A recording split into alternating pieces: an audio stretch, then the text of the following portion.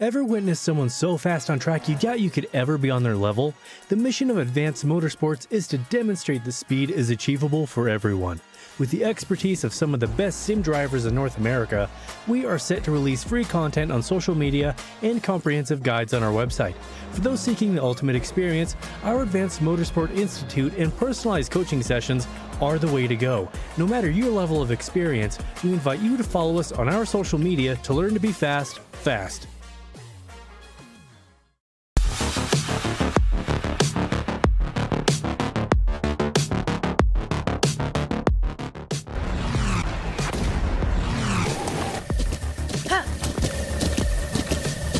With the Butt Kicker Gamer 2, what you see and what you hear is what you feel. Butt Kicker. The future is feeling.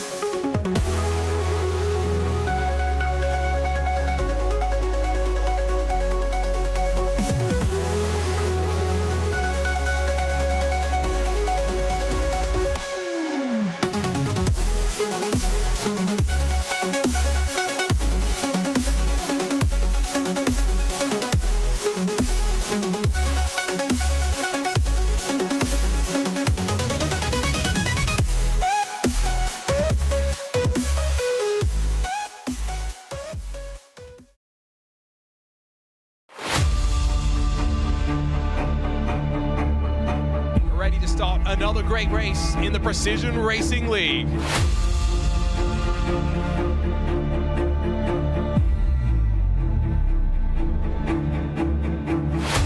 flag flies, we're underway.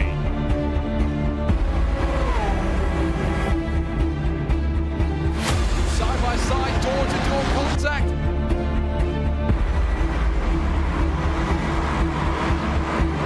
Incredible action here in the PRL.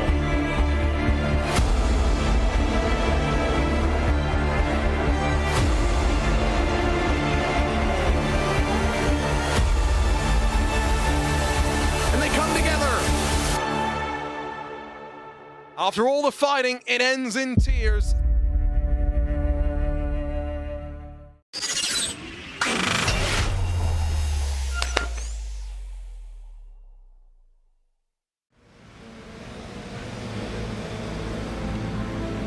Well, here we go to the rolling hills of France. We went to the rolling hills of Germany last week, and it was certainly an exciting race. And we're here for more of the same in the Precision Racing League GR86 and MX5 series here on RaceSpotTV at the Circuit de Lédinon for the 4th week of the season. And it's a place where the MX5s are going to make up some pace on the GR86s, just by virtue of how twisty this place is. Will the drivers be able to keep it clean and have a good race? We will have to wait and see. Here live on YouTube, it is me, Reese Gardner, with Mark Kalin alongside me in the comms box as per normal. Hugo Luis is behind the scenes pressing all the buttons. And Mark, Lédinon, one of my favorite tracks on iRacing, actually. It's a track that I've been aware of for quite some time before it got on the service, and it's proved a bit of a polarizing circuit. You don't get a moment to rest around here. No, you sure do not. You get quite the workout. The wheel is always moving, and it's a quite entertaining track to drive, particularly in the GT3s for me. But yeah, got a lot of elevation change, a lot of blind corners and crests, and it provides good racing entertainment with great passing opportunities as well.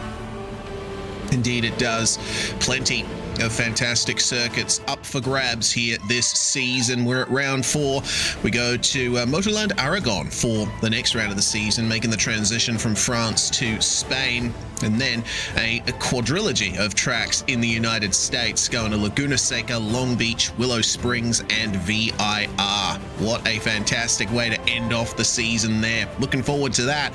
Also looking forward to seeing how the championship standings stack out in the GR86s. Brett Gardner only 5 points ahead of Andrew Sharp after the very interesting result at the Nürburgring. Jeremy Rogers and Michael Diaz only separated by 1 point each, and you go down the standings, they're incredibly close in the top 10. We've got plenty of drivers contending for those top 5 places. In the team standings, Tech Sport Academy by AMS on 195 points. That's Brett Gardner and Ian Brown, as well as Jake Cummings in that team. Valhalla Motorsports not too far behind, but they're going to have to get something more here at Lebanon if they want to get a little bit closer. Further down the team standings, plenty more closeness as the MX5s are incredibly close. Pat Labrosse, Lincoln Fox, and Michael Chase, the 3 drivers from Itasca Point. It's going to be very interesting to see how they stack out coming out of this round. Only 1 point covering the top 3 in the championship standings, and Austin Bartlett, Chase, and Peter Moller only separated by 4. That is going to be an interesting matchup as the season goes on.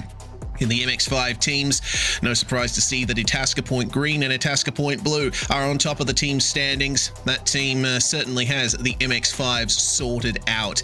The Solpic Precision Racing MX5 team, a fair amount of points ahead, 13 to be exact, ahead of Big Fast Racing, and then a long way back to go to Heartland Autosport and Asa Motorsports. It's certainly Itasca Point's race to lose. Here in the PRL, we have so many sponsors to thank, including Advanced Sim Racing. Owned and operated by passionate sim racers, Advanced Sim Racing designs and builds the sturdiest and most durable aluminium profile racing simulation cockpits available on the market today. All PRL members also get a 5% discount on ASR products. Just use the Precision5 coupon code on checkout at advancedsimracing.com. Racebox offers mid and high-end button boxes for sim racing enthusiasts, from the casual gamer up to the most meticulous sim racing driver. Competitively priced and carefully handcrafted, their button boxes are an enjoyable addition to any sim racing setup. Visit raceboxsimracing.com and get a 5% discount there too, using the Precision5 coupon code. Butt Kicker products add incredible immersion and realism to every game. Feel every nuance and truly put yourself in the driver's seat. TheButtKicker.com. Moradness is a performance lifestyle brand motivated by motorsport and founded by professional race car driver Daniel Morad. Mr. Hedge iRacing Photography. Capture your finest, proudest, or simply worst moments from your hobby in up to 8K resolution. A great addition to any sim room. MrHedge.co.uk. He's on Facebook and Instagram as well. And finally, last but not least, get ready to learn to be fast with Advanced Motorsports. Follow them on their socials to become a better driver. Facebook, Instagram, YouTube, TikTok, and Threads. They're everywhere you'd care to look. Well, Mark, now it is time to get into the action for tonight. The drivers are currently in qualifying. Qualifying only really just started. We're 2.5 minutes in. And the drivers get 4 laps each to set their times for the grid. Don't know if they'll be able to get all 4 in, especially with how sensitive this track can be to off tracks. Andrew Sharp, second in the GR86 Championship for Vermilion Motorsports, currently second on the grid, and he is hard focusing around this tight French circuit. Yeah, he is laser focused on getting that quick lap around as we go on to the onboard of Jake Cummings, piloting the number 95 GR86 around Lebanon tonight. And Reese, it should be a very tight battle up at the front. Even though we only have 4 MX5s this evening, 3 of them teammates, it should still just be like Nürburgring, where they're fighting for the win the entire race. So I'm still excited to see that, but a little sad to see the car count a little down. But the GR86s, Reese, they came out to play tonight. They got 16 cars here. Yeah, massive amount of GR86s compared to the MX5s here. Cummings coming across the line now. We'll see what his first lap is like, but he looks like he's gotten a slowdown somewhere along the line.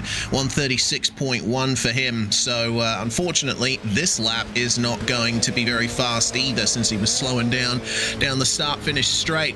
And the start-finish straight is really the only opportunity you get to rest around here.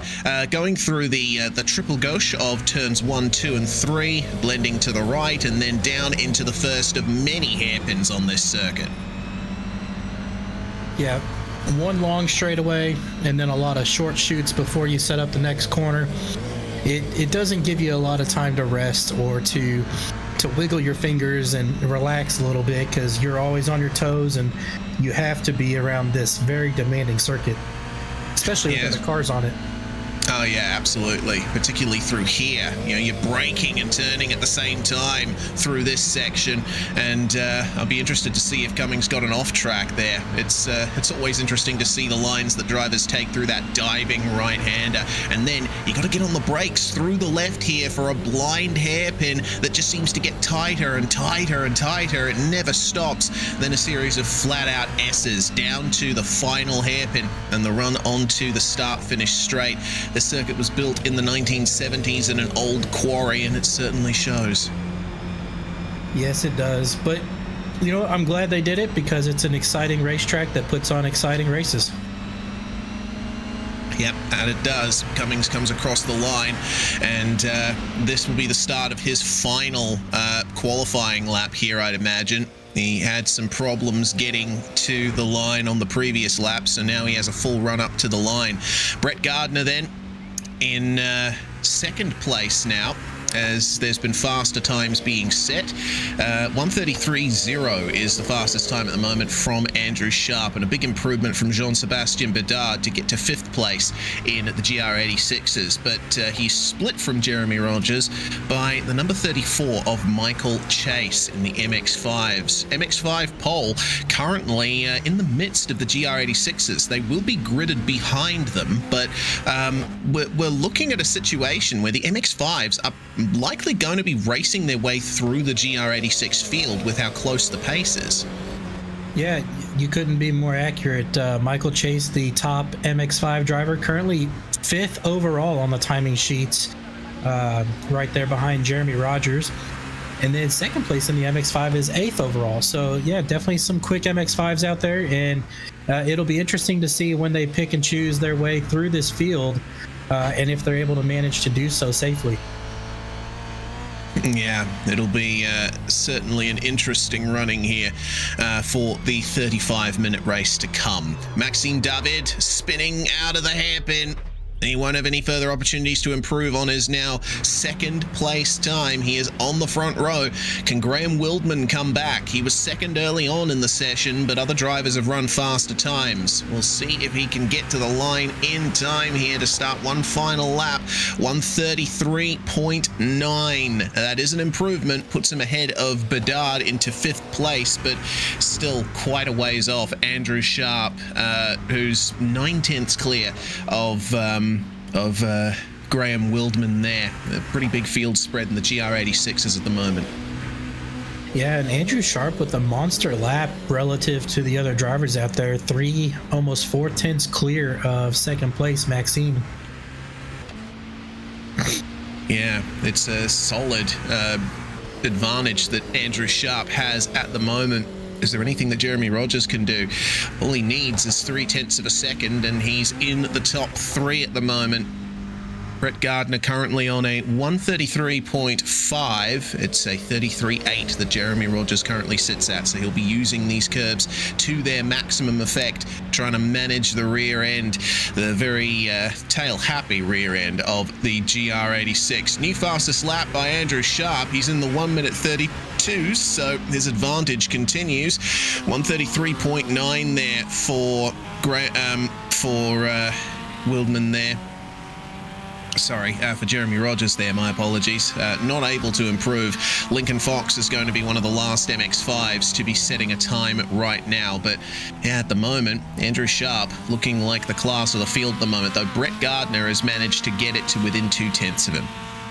I was just about to bring that up. Yeah, Brett Gardner was able to get past Maxime for P2 overall, just about 2.5 tenths behind our current pole sitter of Andrew Sharp. So with a minute remaining, sorry. No, you're go ahead. I was just going to say, with a minute remaining, Lincoln Fox to the line, 133.8, and wow, that's massive. That is going to be pole position for the MX5 class. He only managed to put 0.02 of a second on Michael Chase on that lap, but a massive improvement there. And it doesn't matter if it's a half an inch or a mile. A pole is the pole. Yeah, lovely stuff from Lincoln Fox. Now let's see if Jeremy Rogers can finally make that improvement with only 30 seconds remaining. And he's right in the end of the lap at the moment. The perfect place for it. Manages to keep it within track limits on the exit of the final turn and shorten the run to the line as much as you possibly can. Will this be the better than 33.8 that he's been looking for? Oh, yes, it is. It will be an improvement, but it will not be enough for him to get past Maxime David into the top 3. Evan Henneman, meanwhile, will not be able to get this final lap in. Only 3 seconds remaining on the clock. It's a hard cut to the end of the session. And that is qualifying 1 and done. So Andrew Sharp here confirmed your pole sitter in the GR86 class. He'll be very happy with that. But Brett Gardner incredibly close and a very hard racer indeed. So Andrew is going to have a massive challenge ahead of him as we go through the full grid. Sharp and Gardner are on your front row with Maxime David and Jeremy Rogers on row 2. Graham Wildman starts in 5th place alongside Jean-Sebastien Bedard. In 7th place, we have Dan Elgin with Charles Ardolino alongside. Jake Cummings, teammate to Brett Gardner, starts in 9th place alongside Kevin Berquist in the top 10. Wyckoff and Parks rounding out the top 12. Ewan Brown in 13th place alongside Colby Eisenberg. Josiah Douglas and Evan Henneman are your 16 GR86s taking to the field. We only have 4 MX5s here today. Fox, Chase and Labrosse for Itasca Point, and Peter Moller, who was in contention for the win at the Nürburgring last week. So 20 cars taking to the start here. And, you know, we've been talking, Mark, about how it would have been nice to see some more MX5s in the field, but I think 20 cars is a pretty appropriate grid size for this track. Yeah, I can't argue with that. It is a smaller, more narrow track, so this is a solid field for this track, but it never hurts to put a few extra cars out there, in my opinion. Yeah, I can't disagree with that. It's nice track conditions as well. Only 24 degrees Celsius on the tarmac at the moment, which means there's going to be a lot of grip at hand for the drivers once they get the tires up to temperature. But considering how slidey the GR86 is and how hard you got to wheel the MX5 to get pace out of it, they do still stand a chance of overheating the tires. So here's hoping that everyone will be nice and smooth on the first lap. They'll be able to get into a nice rhythm, and we'll be able to see some good racing. 12-mile-per-hour winds as well, so that might be a factor in lack of stability, though we'll have to wait and see. And keep in mind, folks, the MX5s, the top 2 in the MX5 class, they were 5th and 6th overall, so they are quite faster than the majority of these GR86s. It's going to be interesting to watch them come through and see who of these 4 MX5ers can safely navigate these GR86s. Indeed it will. The GR86 has the edge on the MX5 down the straights, but the MX5 makes up all that time and more in the turns. The MX5s are leaving a gap to the GR86 field, but we'll have to wait and see how that one goes as into the start-finish straight they come. Green flag flies and we are racing at Lebanon. Andrew Sharp leading the way into the first turn here. There's an attempt there by Graham Wildman to try and get into the top 3, but through the triple gauche of the first couple of corners, you've got to try and get into single file as soon as you possibly can. The MX5s have gotten off to a start as well. The Itasca Point trio is holding it down here as they leave Peter Moller in the dust. Meanwhile, in GR86, oh my goodness. Early. Yeah, oh no, Peter Moller in the first couple of turns. That's a huge shame for him. It's a very small MX5 field, and I don't know if he's going to have a chance to catch up. Well, I think the GR86 traffic for these quicker cars may prove more difficult than we imagined, but hopefully that'll allow him a chance to catch back up to the field. Yeah, hopefully. Maxime David there, you just saw getting into second place. Brett Gardner had to let him go on the way into the diving right-hander, and David's going to try and defend the position here.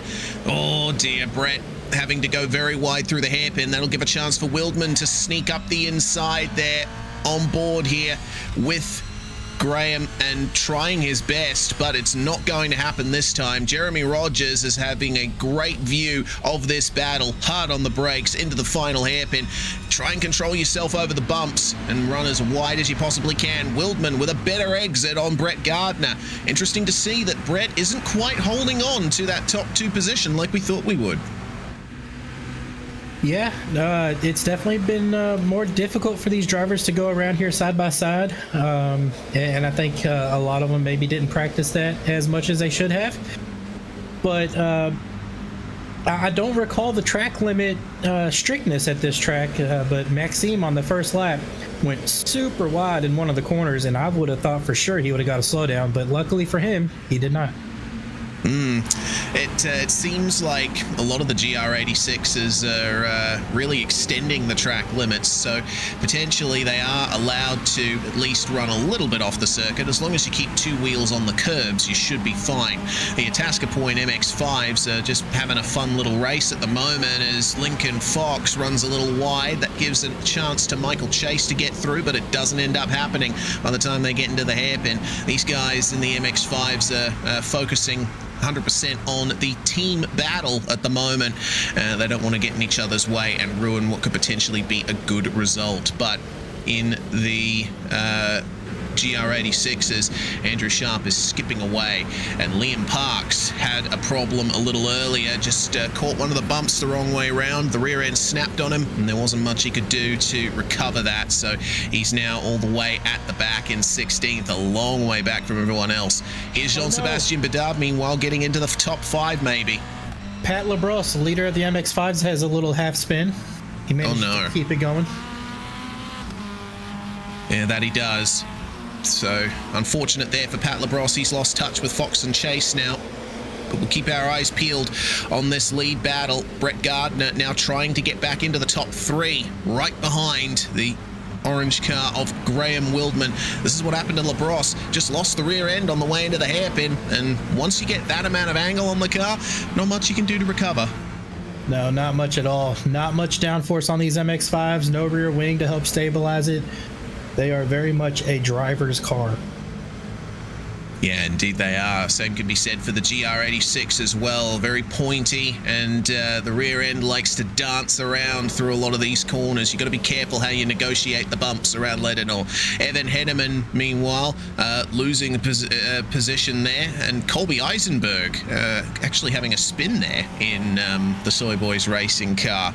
So we'll see eventually, I presume, how that happened for him, but man, it looks like drivers already having a lot of problems here as they try to push harder. Fortunately for Eisenberg, managed to recover that very quickly, but that was a lot of time lost all the same as Evan Henneman is trying his best here to hold off the advance. Josiah Douglas is the car in front here. Henneman trying to make the move. Is there anything he can do coming into the final turn? Yeah, unfortunately for all these drivers that have had early race issues with their little spins, have fortunately not hit anything and managed to keep going. Yeah, good stuff. Henneman making the move then on Douglas, who ran wide coming out of the final corner. So nothing he could do into it, but out of it is certainly an option here at this circuit. Gardner, meanwhile, gets into 3rd place in GR86. Finally back up there. Took him a while to get past Graham Wildman, and it looks like Graham's going to try and keep this position up for grabs as much as he can. They are leaving a lot of time on the table battling like they are. Maxime David is starting to skip away, to say nothing of Andrew Sharp, who's now in the lead by 2.9 seconds. Yeah, Andrew is just loving all the battling going on behind him right now. Maxime has been able to separate himself, so he's trying to run him down as Gardner a little loose on the exit there. That's going to open up the door for Wildman here going into the next corner. Oh, slows down, parks it on the apex, stops Wildman from getting up the inside of him. Good defense from Brett Gardner. Just pushed a little wide, and maybe a tiny bit of contact from Wildman on the way out of the right-hand corner. So that would certainly put your heart in your mouth for a couple of seconds. But Gardner now just needs to focus on rhythm, make sure that he's getting the best pace out of the corners, and he can try and chase down Maxime David. This is a very tight battle. This battle actually goes all the way from 3rd down to 11th in GR86. In that area of the field, no car is separated by more than a second. Yeah, very tight battle in the GR86s, and our MX5s have caught up to the back of the GR86 train as well. But yeah, this battle for 3rd through 11th is very tight, within 4.5 seconds of each other. And that's just exciting racing, very close-knit, and can be very dodgy at times too. Yeah, certainly can. Speaking of dodgy, the MX5s have caught up to the back of the GR86 field. Lincoln Fox and Michael Chase now passing Liam Parks. And if you want a read on the kind of pace we're seeing here, well, Lincoln Fox's last lap was a 134.9. Liam Parks a 135.2. So it's only very tight differences between the cars here at the back of the field. So the MX5s having to work their way past. Yeah, and it's only going to get more difficult for these MX5s to make these passes, as the further up the ladder they go, the quicker the drivers are. Yeah, so I don't know, with 27 minutes remaining in the race and a pit stop not required, I'd expect Fox and Chase to probably make their way up to around 10th place in GR86, if that. They're still continuing their battle in the midst of all of this, now trying to make their way past Josiah Douglas, and wide goes Lincoln Fox. Michael Chase moves into the MX5 lead now. Yeah, and I think Fox knew that Chase right now was a faster car. He did seem to move a little bit wide in that corner to let Chase through. But we'll have to see if Fox can come back and take the fight back to Michael later in the race, as it looks like he gets a much better run off the penultimate corner. Yeah, much better run indeed. He'll have the slipstream, but then Chase has the slipstream of the 2 GR86s ahead. Easy does it, coming into Triple Gauche. MX5 side by side through here. If you're on the outside, it's almost impossible to hold on to the position. Lincoln Fox moves back into the MX5 lead, but Chase with a massive move around the outside as the... Oh no!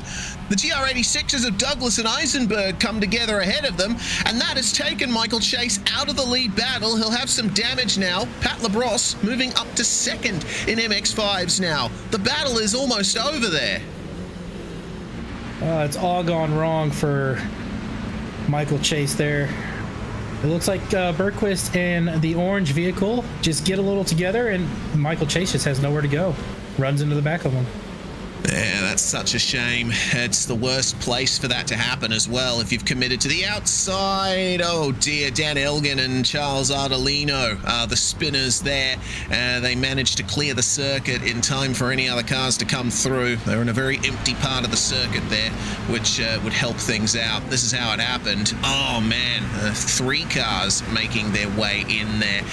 Looks like that might have been maybe Bergquist or Wyckoff who was involved in that battle as well.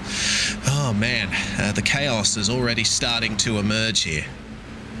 And apologies to Kevin Bergquist fans. He has a very similar paint scheme to Josiah Douglas, who was the GR86 that got into Colby Eisenberg and turned him in front of Michael Chase. Yes, well, we'll keep an eye on the battles that are continuing at the moment coming out of the first corners. Ardolino and Elgin trying their best here to sort themselves out, and they've gotten back into the rhythm now. They're going to have to look out for Ewan Brown behind them in 12th place in GR86, and the battle for 3rd place is still going on here. It looks like Gardner and Wildman have caught up to Maxime David, so it's now a 3-way battle for the top 2.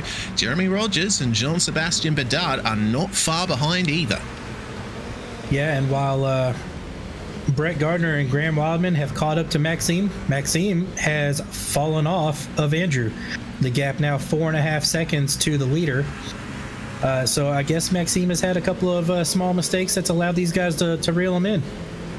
Yeah, 134.2 on the last lap for Maxime David, and Brett Gardner was able to get into the 1 minute 33s, made up a solid 5/6 tenths on the previous lap. What about this one? Across the line they come, and Maxime David sets a 33.9. It's a 33.8 and a 33.6 for Gardner and Wildman respectively, and Graham having to back off a little bit through Triple Ghost just to make sure that he has the best run possible through turn 4, and Gardner almost had a chance of getting by David there, but had to back out of it. Now this is where the intrigue begins. Wildman gets on the power nicely. Is there any chance for him to get past Brett Gardner through these very tight hairpins? And they're all nose to tail as they come out of the corner. Wildman just a little bit tail happy on the exit. That's going to hurt his run down to the next corner. Down the hill they go. Into the right-hander, jump in the curb, hard on the brakes. Using quite a bit of the runoff area as well on the exits of these corners too, which makes it look a bit sketchy, because off the circuit it's incredibly bumpy, isn't it? It really is. You can really see the suspensions of these cars as Graham sticks a nose in. Brett had to back out of it. But yeah, you can see the suspensions really working overtime anytime they step over those curbs. Yeah, very bouncy circuit is let it on, which makes it quite a challenge in faster, firmer race cars. These production cars, meanwhile, they do handle the bumps a little bit better, but it's still very much a wild ride. Andrew Sharp's pace at the front of the field has just been monumental, hasn't it? He's the only driver that's been in the mid to low 133s since the very start of the race, and he is the fastest car on track and still holds the fastest lap. These guys, battling as hard as they are, just cannot match his pace. Maxime David, little defensive versus Brett Gardner, and he will keep the inside line. Gardner running wide, but he'll line that up nicely on the exit to keep the move going. But there's not much of a chance for him to get by into this corner. This is the place where Gardner had to give up second place to Maxime David on the first lap through the left-hander and down the hill. David was alongside, and Gardner had to let him go into here, but that's not the situation now. He's going to be searching everywhere he can for a move.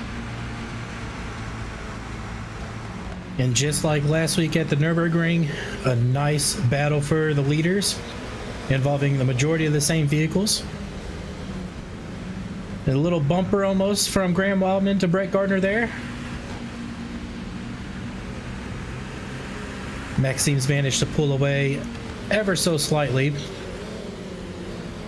Give himself a little bit of breathing room here coming down the front stretch. I think what this is really showing is that when you start driving hard in the GR86 and potentially overheating the tires, you end up losing quite a bit of pace. David's just been minding his own business there as Brett Gardner has been searching for any extra pace he can, and Brett probably blistering those tires ever so slightly.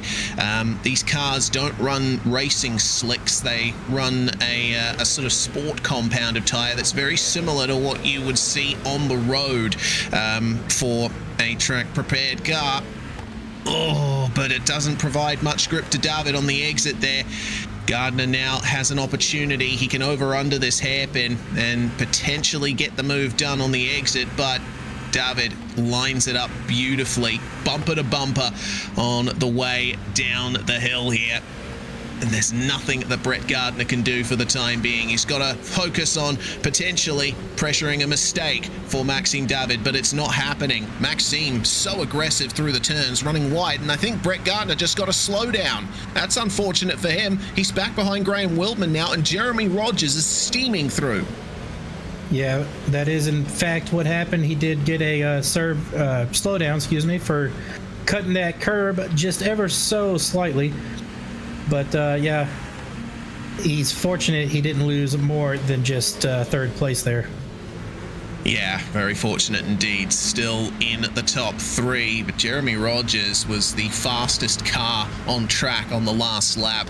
1 minute 33.6 from Rogers. It seems like the mid-race is smiling upon him. Meanwhile, Jake Cummings, Matthew Wyckoff and Kevin Bergquist fighting over 7th spot. It's defensive for Cummings. He wants to try and get the best result possible for his team. They bang wheels on the way into Triple Gauche, and Matthew Wyckoff is pushing as hard as he possibly can for the move around the outside here. But Cummings is going to secure the position, maybe run a bit wide, slight contact there. Matthew Wyckoff still side by side. They make contact again on the exit. This is intense.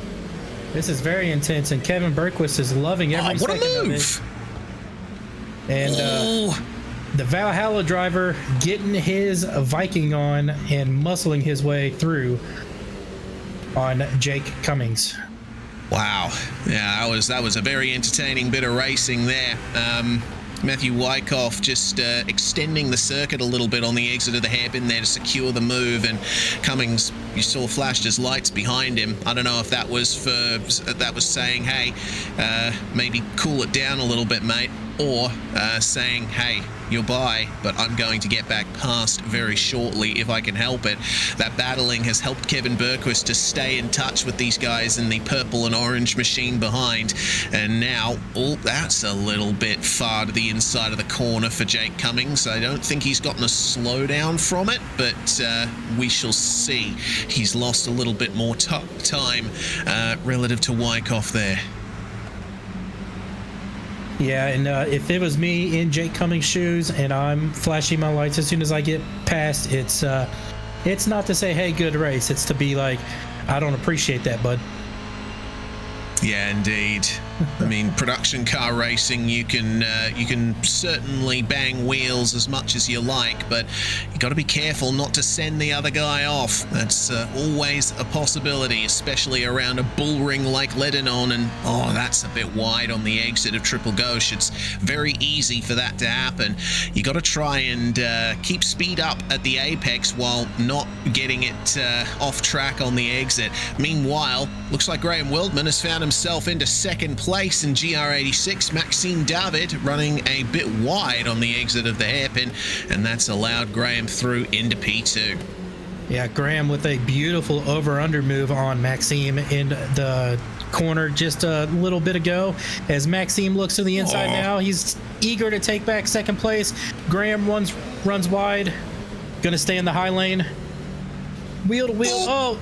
Contact is made, lights are flashing, tempers are flaring, and here comes Brett Gardner to make it 3 wide. Just about, but he very wisely backs out of it.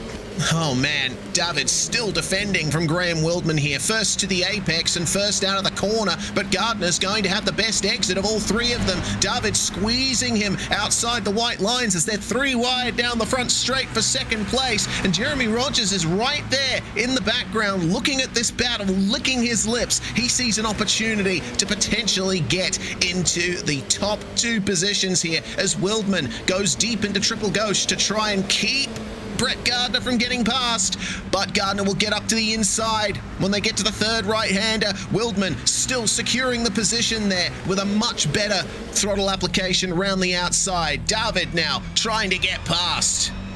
Still side by side for third place, Maxime and Brett Gardner, neither driver wanting to give an inch. That's deep from Maxime.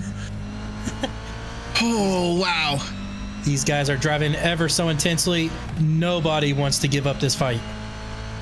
This is fantastic, and all of it's benefiting Graham Wildman ahead and Jeremy Rogers behind. Maxime David all the way off the circuit. I don't know if he'll get a slowdown from that. He'll manage to hold on to the pace. These guys are really going beyond the curb at the exit of that corner. They need to get the best run up the hill they can. It's such a steep incline. If you delay getting on the power at all, then that ruins your entire lap. Well, they'll fall back into single file for the time being, but man, I don't think we've seen the last of that fight. 100%. And Jeremy Rogers just still there in P5. Was very excited for a moment that all 3 of them just take each other out going into the first corner, but everybody managed to, for the most part, keep it clean. Yes, let's see how clean it is into Triple Gauche this time around. Maxime David still holding on. And, well, he's going to go nice and narrow, but Brett Gardner comes back at him with a bit more corner speed. He gave up a bit on entry for a better exit. And, well, it's equalized them a little bit. But now Gardner has to try and find another way past through this section of the circuit. Graham Wildman hasn't exactly gotten away from these guys. David's put on a fantastic lap that time by to keep the gap within 1 second. Yeah, all these drivers within a half a second of each other right now. And I think they're just taking it easy, cooling off their tires. They maybe overheated them a little bit during that big fight. But I don't know. I think Brett Gardner really wants to get back by Maxime and take the fight back to Graham. Oh, he certainly does. I mean, Brett Gardner definitely has the pace to be right up there in second place. He just hasn't been able to really secure it in the first half of this race. Remind you of the qualifying times. Brett Gardner with a 133.189. Compare that to a 33.3 for Maxime David and a 33.9 for Graham Wildman. So on one lap pace, Wildman should be the slowest of these three drivers. But through the battling and through better management of the pace, it seems that he's managed to secure pace ahead of cars who are quicker than he is. That's the beauty of racing as close as these guys are, as now Maxime David trying to get it done here on Wildman, catch up a little bit, maybe get alongside, but through Triple Gauche it's so hard to keep the pace up. But here we go. I think a slowdown potentially for Graham Wildman. He is right in it now, and he's having to go defensive. Look at Jeremy Rogers as well. He's been observing, sitting back this whole time, and now he wants to be a part of this. Yeah, I think Graham anticipated Maxime's run there, had to go defensive into the corner. But what that did was allow everyone to just scrunch back up, and the fight is back on. Here we go then. Into the diving hairpin going up the hill. How much of the track are they going to use as Maxime David collects Graham Wildman on the exit, and the 53 has been spun out of second place. Maxime David will be feeling a bit sheepish after that one, to say nothing of how Graham Wildman must feel. Oh my goodness, that is very unfortunate for Graham Wildman. Had a superb race going on and just an excellent defense, and Maxime just carried a little too much speed through there, and then didn't want to lift off of the gas and continue to drive through Graham there. Unfortunate. Yeah, you saw that Maxime was extending the track on entry there and did get a better run through the corner, but he couldn't clear Wildman in time for a clean exit, and that's now put Maxime in trouble of losing second place to Brett Gardner, who will get on the power and dive up the inside at the third of the Triple Gauche corners to start the lap. He's alongside. David's going to try and hold on to this up the inside of the next corner, and Jeremy Rogers, I mean, we haven't seen him go side by side with any of these guys yet, but he's certainly looking for it. And look at the exit that Jeremy got there. Yeah, that was a great exit. Brett goes defensive and throws the block. But if I'm Brett Gardner and I'm attacking Maxime, you gotta have that incident between him and Graham in the back of your mind. So you gotta be careful potentially and maybe drive a little differently trying to make the pass. He tries to hold on through the right-hander, but Maxime David taking his line once again through this corner. It seems like he's the best in this battle at negotiating that hairpin and the uphill exit. It doesn't seem like there's much that Brett Gardner can do as they find their way down to the final corners of this circuit. We have 10 minutes on the clock, so now it's crunch time. Now we have to see whether they'll pull out any bigger moves than what we've seen. But the moves we've already been seeing have been huge. They really have, and this fight has been phenomenal from start to finish. Well, from start to present, I should say. And I don't see it backing down any for the foreseeable future. And Maxime once again tight through the opening corners. Brett Gardner can't make the move this time by. He'll just have to focus on the exit here. Oh, look at that defense from Maxime David. I don't know if that was a slowdown or not, but yeah, that was huge. Yeah, Brett Gardner has definitely been the stronger car in the first sector, while Maxime seems to have the pace in the second and third sectors. Let's see if the over-under works here for Brett Gardner. Straighten it up, but Maxime David carrying more speed through the corner. That results in a slightly better exit. And then, once again, we come up to the turn where Maxime has been the strongest. Nice and wide off the curb. Bounce it back onto the racetrack and carry the speed across the top of the hill, almost getting into the gravel trap for Maxime David. It's an unconventional line, but it's enough to keep him ahead of Brett Gardner for the time being. As long as it works, it don't matter how unconventional it is, Reese. The goal is to keep the car behind you, and prevent them from passing. And, well, the objective was met there. There certainly was, but what about the exit from the final corner? Gardner in the slipstream now. He is close enough to Maxime David for a move at the first corners, but Maxime wants to protect the inside here. I don't know if that's going to work out for him, because it's really the third apex of the second apex rather, this one right here, that is the real difference maker for moves in the opening part of the lap. And you just saw there, David running a little bit wide out of it has allowed Gardner back alongside, but Maxime will have the inside line for the hairpin. Jeremy Rogers, I mean, I've said it before, I'll say it again. He's just been sitting back and watching this. He's looking for his move. I feel like he's keeping some pace, stored in the back here for a move in the last couple of laps.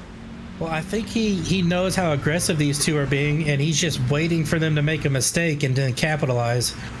As they're side by side coming down the hill, Maxime's going to have the better line through there and be able to hold off the charge from Brett, as Brett's going to get a really good run here.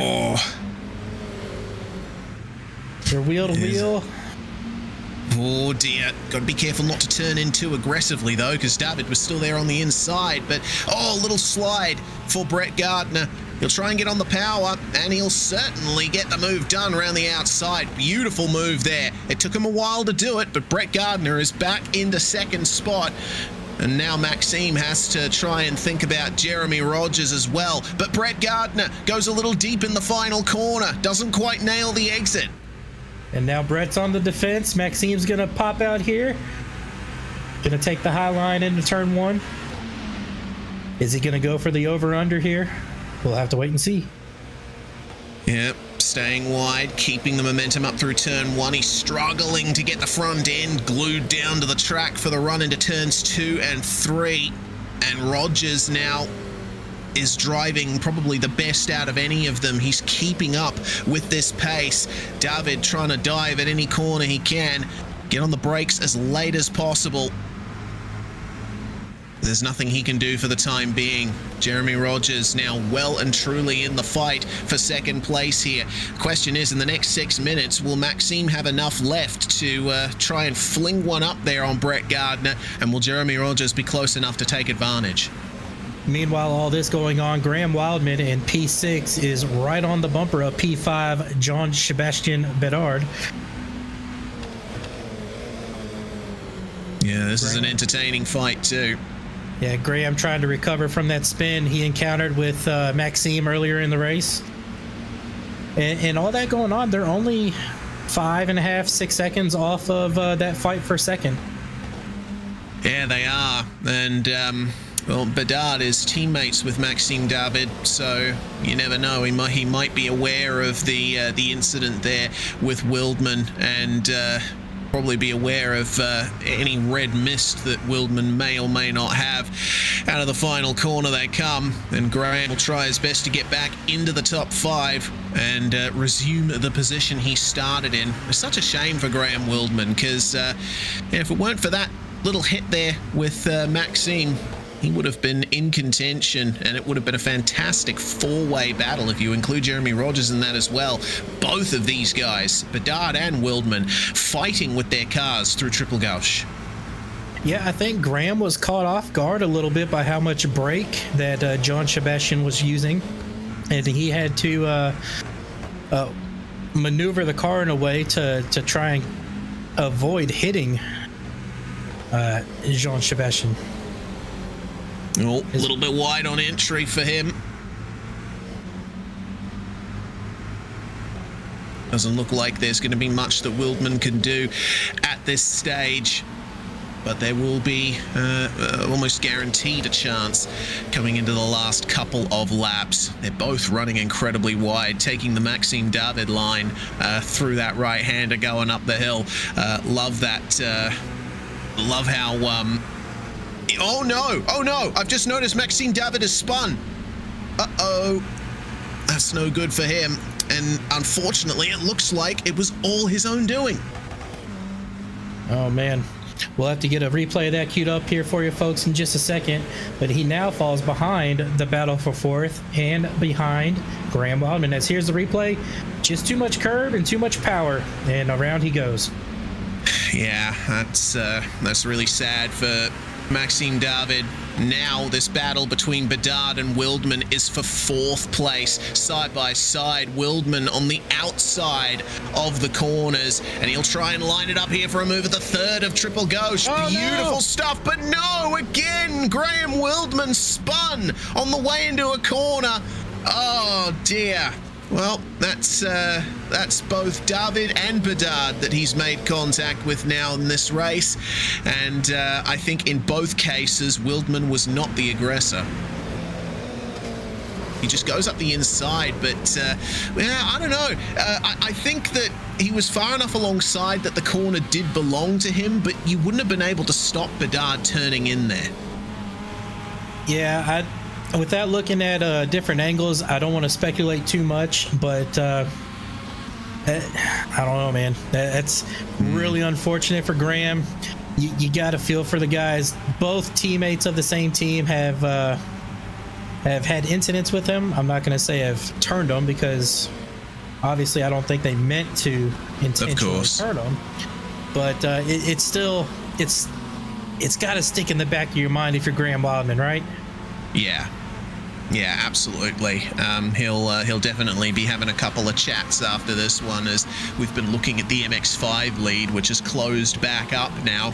Lincoln Fox has spent a lot of time just cruising at the front of the MX5 field, but Pat Labrosse making a magnificent recovery now right behind his Itasca Point stablemate with just 1 minute and 40 seconds remaining in the race. I love this. The fact that we've had a lot of variance in the MX5 field this race. We've had them separated by a long way. Almost all of them have had some kind of issue over the course of this race, but it's all down to a straight fight between the top two on what should be their second last lap, potentially. Yeah, it's a great fight for the MX5s, and watching Graham Wildman, he has just made a pass up on Charles Ardolino as he sets his sights on Jake Cummings just up the road. Yeah, Wildman once again having to make some form of recovery. I'm amazed that he hasn't gotten some pace-affecting damage from those incidents. He's just been able to maintain the pace nicely. Will he be able to make his way past Cummings on the final lap? We'll have to wait and see. Can't count out Charles Ardolino either. He's had a consistent race. But Andrew Sharp is going to cross the line in the lead here and begin the final lap of this race. We are now down to just one circuit of the Circuit de l'Éternel to go. Only 3.15 kilometers long, this circuit, but it packs a lot of racetrack into such a tight space, and it's been mastered by Andrew Sharp here. And here comes Graham on Jake Cummings down the front stretch to the start-finish line to start that final lap, and he's clear of him already. Yeah, that's a great exit by Graham Wildman, and he manages to maintain it. Cummings will be secure in 8th position, I think.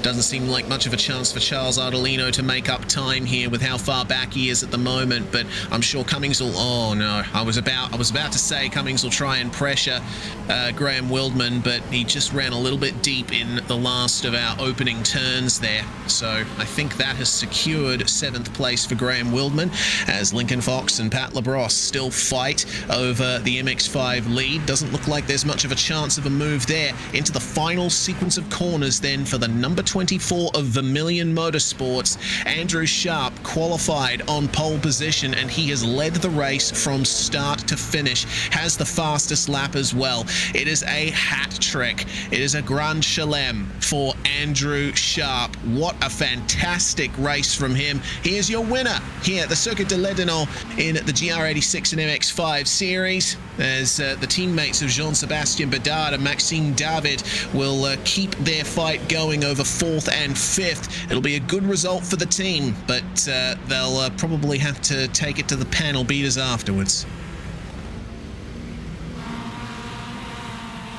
And here come the MX5 leaders, with Lincoln Fox leading the charge for Team Aristocrat. Coming through the final corners, up the hill. Pat with a late run, but I don't think he's going to have enough to get him. Give the win to Lincoln Fox of your MX5.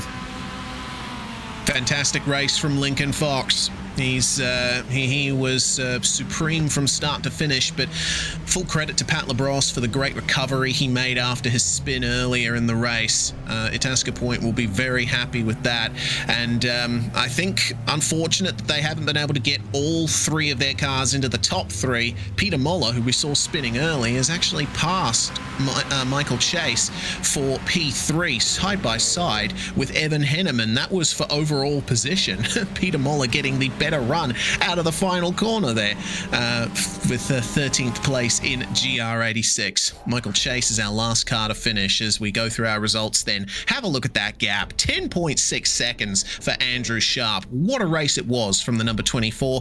Brett Gardner and Jeremy Rogers are your podium. Jean-Sébastien Bedard and Maxime David 4th and 5th, with Matthew Wyckoff finishing in 6th place. Had a bit of a quiet race there. Jake Cummings will finish behind Graham Wildman there in 8th, with Ardolino and Bergquist rounding out the top 10. Then it was Dan Elgin and Ewan Brown, and only 2 seconds separating Evan Henneman and Liam Parks at the end. Colby Eisenberg a lap down, and Josiah Douglas 2 laps down. Real shame for him.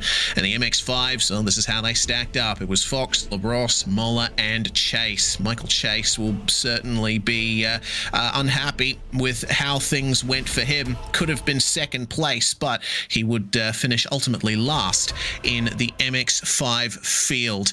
Well, now we get to the driver interview segment of the first half of this broadcast. Remember, we are broadcasting the Super Formula Series right after this. But before we do that, let's have a chat to our winner, Andrew Sharp. A Grand Chelem for you, Andrew. Pole, win, fastest lap, led every lap. Looked like it went perfectly. That's about as perfect as I've been working for like 2 years. I feel like, believe it or not, I haven't won an official PRL race in this car, and it's been eating at me. So tonight was the night. Excellent stuff. What a way to take your first win as well, at a track that is very challenging. There's a lot of big bumps around this place that can unsettle the Toyota.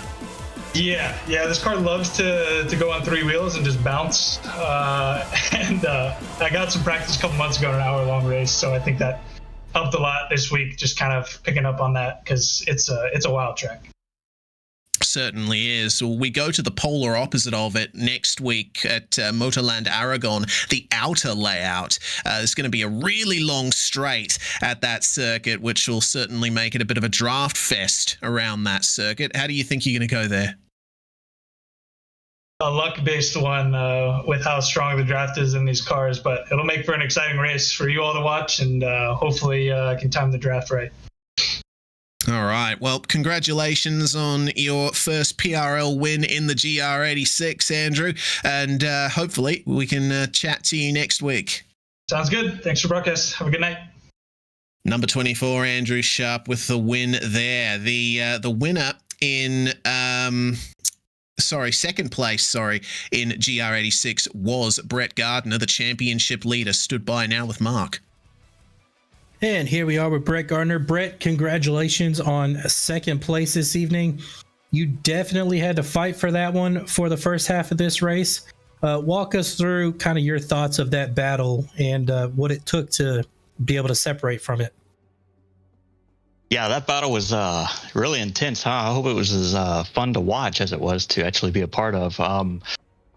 Yeah, that whole time, I think I was just really focusing on hoping I can maximize every exit, because if you make even a little mistake right there, you're going to get eaten up alive. So I really tried to make sure that if I had any opportunity up front, to not let them, get into my psyche going into a corner, like still really try to focus on getting a good exit and pull away on that next straight. And I think it worked out a little bit, even though it seems that they kind of had a few mishaps too that helped out.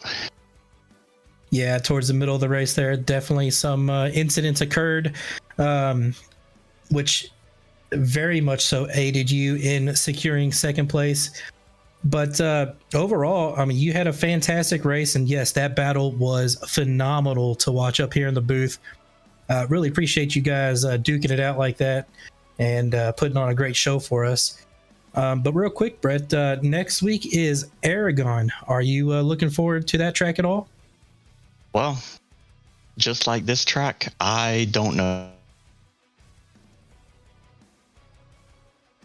And I think we lost you there, Brett. Are you there? Oh, sorry. Did you hear me?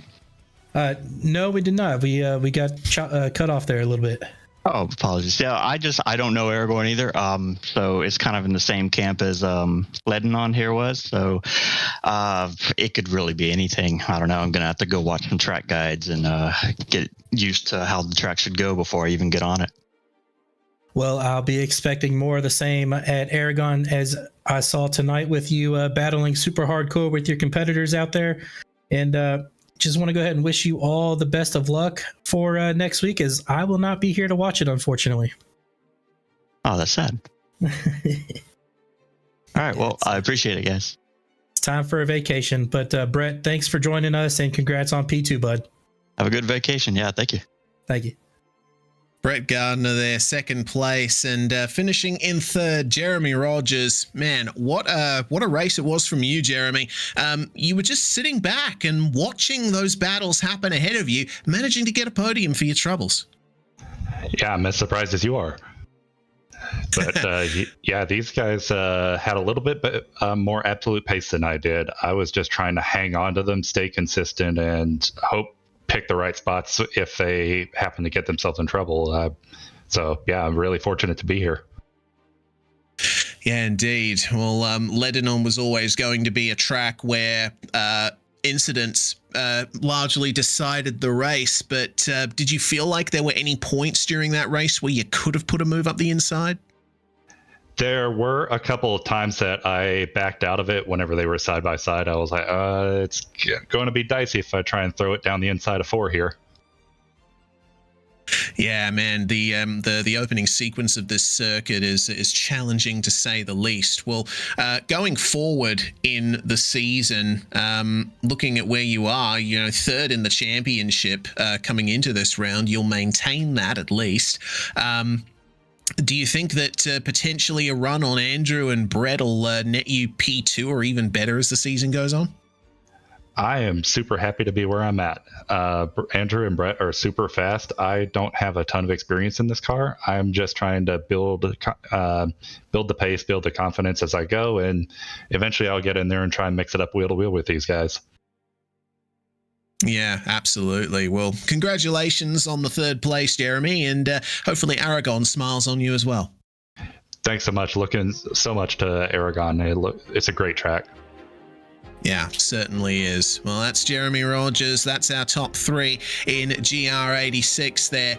None of the MX5s here for a chat, but hopefully we'll get a chance to talk to them at some point in the next few weeks. The next round will be, of course, at Motorland Aragon on the 1st of August, and then Laguna Seca, Long Beach, Willow Springs, and Virginia. It's the triple in California, followed by a trip over to the south. It's going to be a very interesting end to the season in the GR86 and MX5 series here at the Precision Racing League. Well, that's the first half of our broadcast for tonight, one and done. Now we move to Belgium for the Super Formula Series. We are racing at Spa-Francorchamps. What a fantastic circuit this is in any car, Mark, let alone a high-level, high-power open wheel. Yeah, I absolutely love this track. It's one of my favorites in the road racing world. And just got done with the race here on, I believe, Tuesday night in the GT3 Fixed Series. And I had a great race. I didn't get a good qualifying lap in, but I managed a top 10 in my class. And yeah, I was super proud of that. But this track just offers exciting fights and just all around exciting racing. Indeed it does, and you can say that about every single circuit on this schedule. We go to Sebring next round, and that's the round I've been looking forward to the most, just because of how bumpy it is, how slippery it is. It's going to be a challenge in these Super Formula cars. Hungaroring making a return from last season with Mugello, Motegi, and Zandvoort to round out the season at the end of August.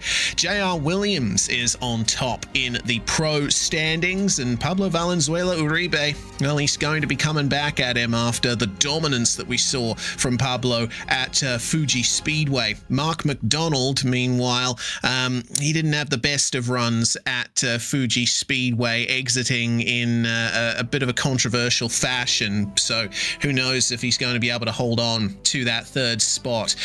Meanwhile, Carson Keane, Manuel Vargas, and Rodrigo Munoz, the last three drivers with points on the board in the pro standings. When it comes to the AM class, it's looking quite a bit closer. Frankie Brzezowski and Gabriel Hopper only 2 points apart, and you only have to go back another 4 points to see Cristobal Valenzuela, Brett Punkari, Neil Alexander. Goodness me, this is certainly a tight fight, and I think, Mark, the AM class is where we've been seeing some of the finest performances and the most interesting battles. Oh, I absolutely agree with you. As you can see by the point standings right here, these guys have been mixing it up each and every week so far this season, and I expect more of the same this evening. They've been right up there with the pros and just doing a phenomenal job all around and providing great entertainment for us. Yeah, certainly have. In the team standings, SRTE is on top. That's JR Williams and his teammates, with Final Lap Sim Racing team being Pablo Valenzuela Uribe, the lead driver in that outfit. Backfire Motorsports and True North Racing, only a point separated between them. There's definitely going to be a change coming out of this round regarding that. Parabola Racing and Ghost Squadra, the last two teams in the top six there.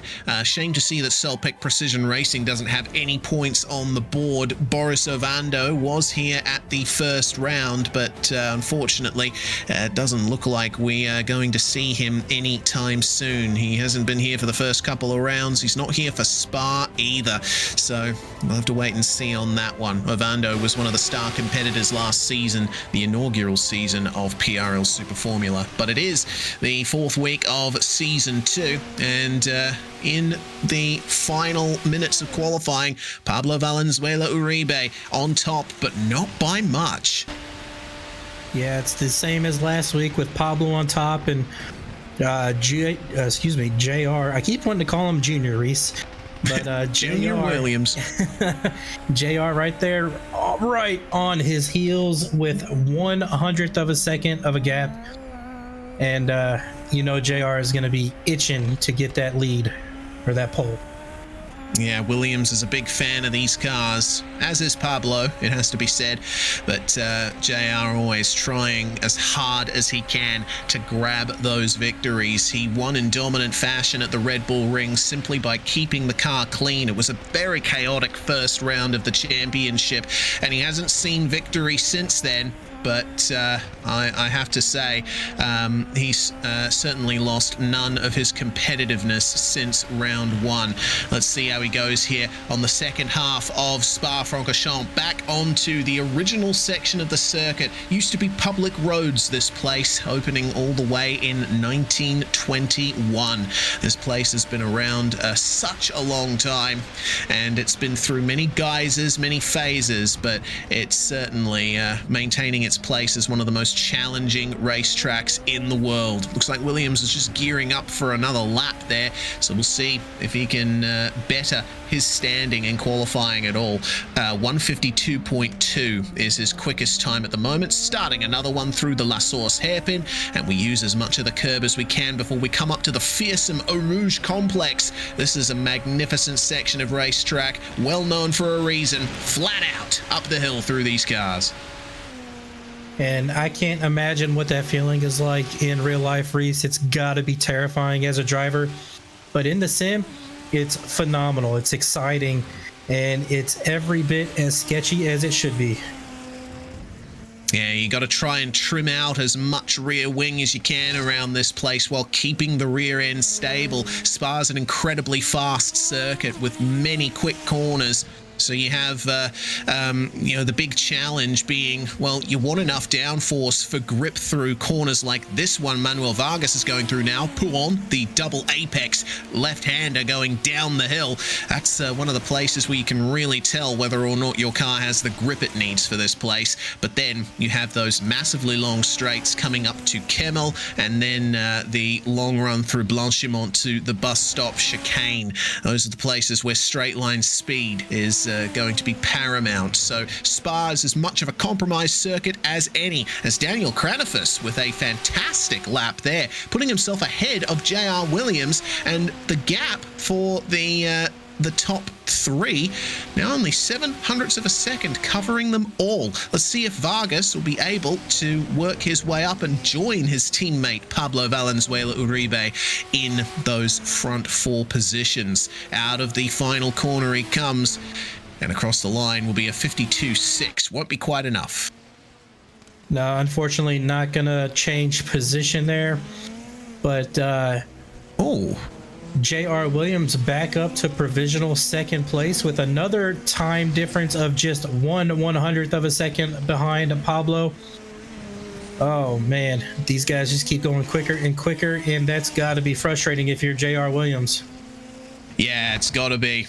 Cranifus just managed to sneak ahead of him, and then Williams went a little faster, but it wasn't quite enough to dethrone Pablo from the pole position.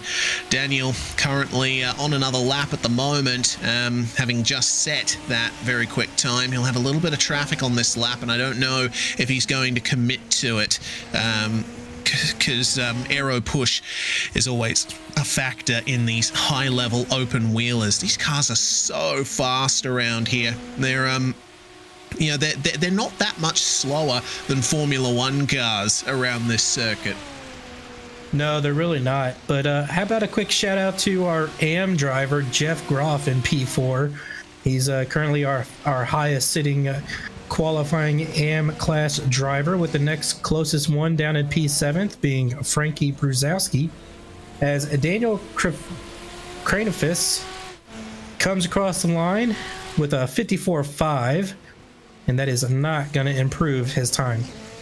Yeah, it looks like he just backed off, maybe going for another hot lap now. Carson Keane is in 5th place in the pro class, and he's trying to break further in there. 5th overall even, and 4th in the pro class. Is there anything he can do to put Jeff Groff down?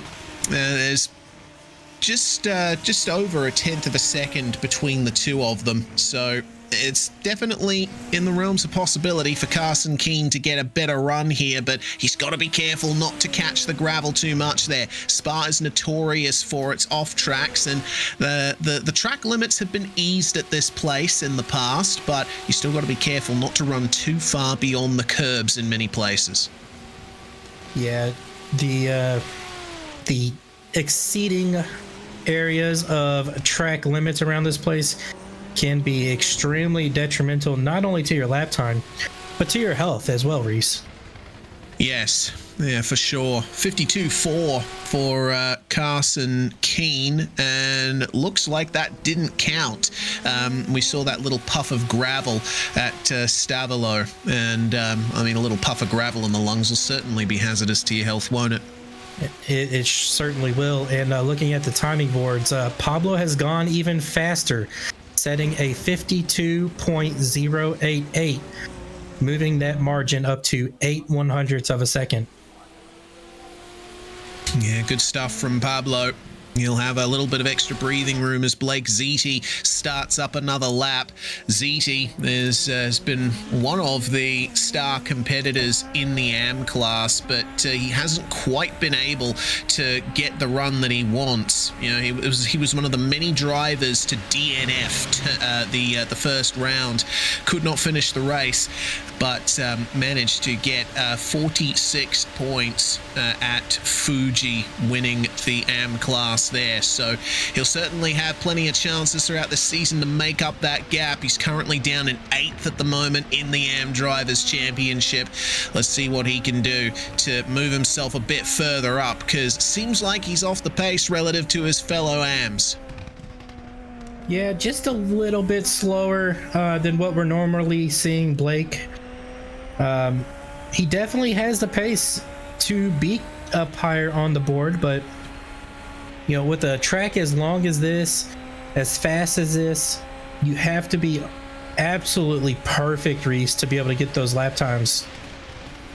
Oh yeah, you got to be inch perfect. I'll correct my earlier statement. I do apologize. It was Jeff Groff that won the AM class at Fuji. Blake Ziti finishing in 2nd. So it's still great potential as Carson Keene finally gets the lap on the board there to overcome Jeff Groff and into the top 4 for him. We'll see what Blake Ziti can do on this lap through the fearsome Blanchimont corner. It's flat out in these cars, and it doesn't seem like there's much trouble getting through it for a lot of these guys, but it's certainly difficult at the best of times, no matter what car you're in. And Ziti will commit to the final couple of corners. He's not quite hitting the apexes, doesn't seem as confident as other drivers do, and a 53.3 for him. That will help him remain in 12th place for the time being. So the end of the qualifying session didn't quite go Blake Ziti's way there. Maybe he can outrace his rivals as Jeff Groff is on his final lap as the checkered flag flies. We've got still 2 minutes on the overtime timer,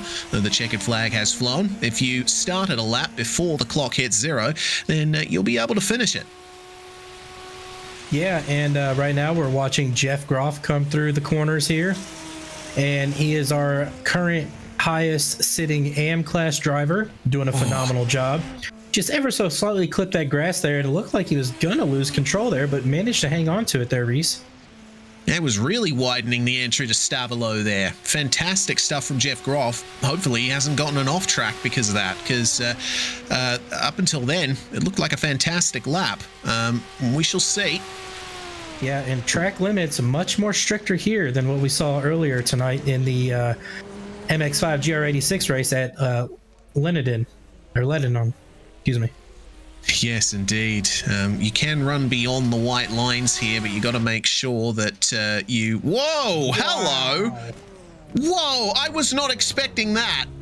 Jeff Groff with a masterful lap right at the end. Vargas spinning out of the final corner. There'll be nothing that Vargas can do, but how about that lap from Jeff Groff? That was magnificent. I mean, it looked fast. I wasn't expecting it to be that fast. All right, in that case, Reese, clip the grass every time. It's faster. Yeah, all right, yep. Change our strategy there. Forget the off track. Oh man, that's fantastic stuff. So Jeff Groff looking for a massive points haul here today. Don't forget, both the Pro and Am classes are competing for the same points. They're awarded by overall position. Let's go through the grid then. Daniel Cranifus getting provisional pole position. We completely missed that. I don't know where that came from. A fantastic time from him, with Jeff Groff in second place. Pablo Valenzuela Uribe and JR Williams were your top two for the majority of the qualifying session. They will start third and fourth, with Carson Keene and Manuel Vargas fifth and sixth. Second place in AM will be Frankie Brzezowski alongside Cristobal Valenzuela. Top 10 rounded out by Alexander Rivera and Brett Pancari. Christian Jasper and Blake start 11th and 12th, with Rodrigo Munoz starting lucky 13th alongside Brett Thurman. Andrew Ellis and Hugo Galaz 15th and 16th. Neil Alexander and Marco Jansen are going to be the 9th row of the grid. Nick Dawson-Lathan and Ty Dunnett rounding out the top 20. Nicholas Colander, the last driver to set a qualifying time. Kyle Bowersock was here in practice but did not set a time in qualifying, so I have to wait and see if he decides to jump onto the grid. But man, what an end to that qualifying position. How on earth did we miss pole for Daniel Cranifus? I was wondering the same thing as soon as I got saying what I was saying about Jeff, but wow, a completely different front row than what we were expecting, Reese, and you know what? I'm here for it.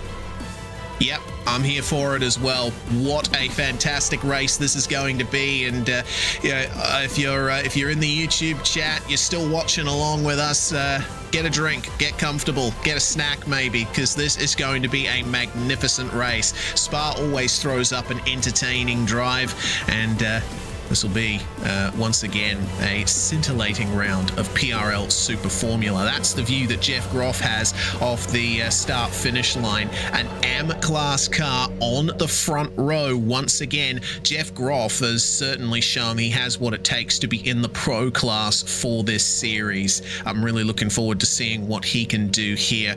The likes of Pablo and JR on the second row as well. Got plenty to play for here as the revs rise, and we are away. Slightly earlier getaway. Oh my goodness, see the start there from Pablo and from JR. They immediately get back into the top two as they make their way through turn one for the first time. Lots of scrambling further back in the field, but it's JR Williams who's going to lead the way into Eau and Radion to start the first lap. Got to be careful not to be side by side into here. Have a look at the run from Pablo Valenzuela Uribe. He nailed the run up the hill, and he's going to try at Lacombe. So far, so good for these drivers. I do see a car turned around at the back of the backstretch up there, but right now it's Pablo and JR for the lead. Side by side through the first chicane, JR manages to hang on to the lead as another wreck. Oh, Cristobal. That's Cristobal Valenzuela, and it looks like Brett Pancari has had a problem as well. That's some massive crashes that have happened there. Neil Alexander also involved in an incident as they make their way through into Bruxelles and the back half of the circuit. This is basically the infield section of Spa-Francorchamps through Pouhon. The diving turn here. Nick Dawson-Lathan there running very wide. That'll give some space to Christian Jasper to try and get by for 10th spot. Seems like Dawson-Lathan is a bit of a cork in the bottle at the moment. Everyone ahead of him is getting away. Yeah, he's definitely holding up the train right now. Excuse me. Yeah, definitely holding up that train, and well, that makes it exciting for us, but these guys behind are going to be itching to get by him. Try and catch down the front half of the field here. Yeah, absolutely.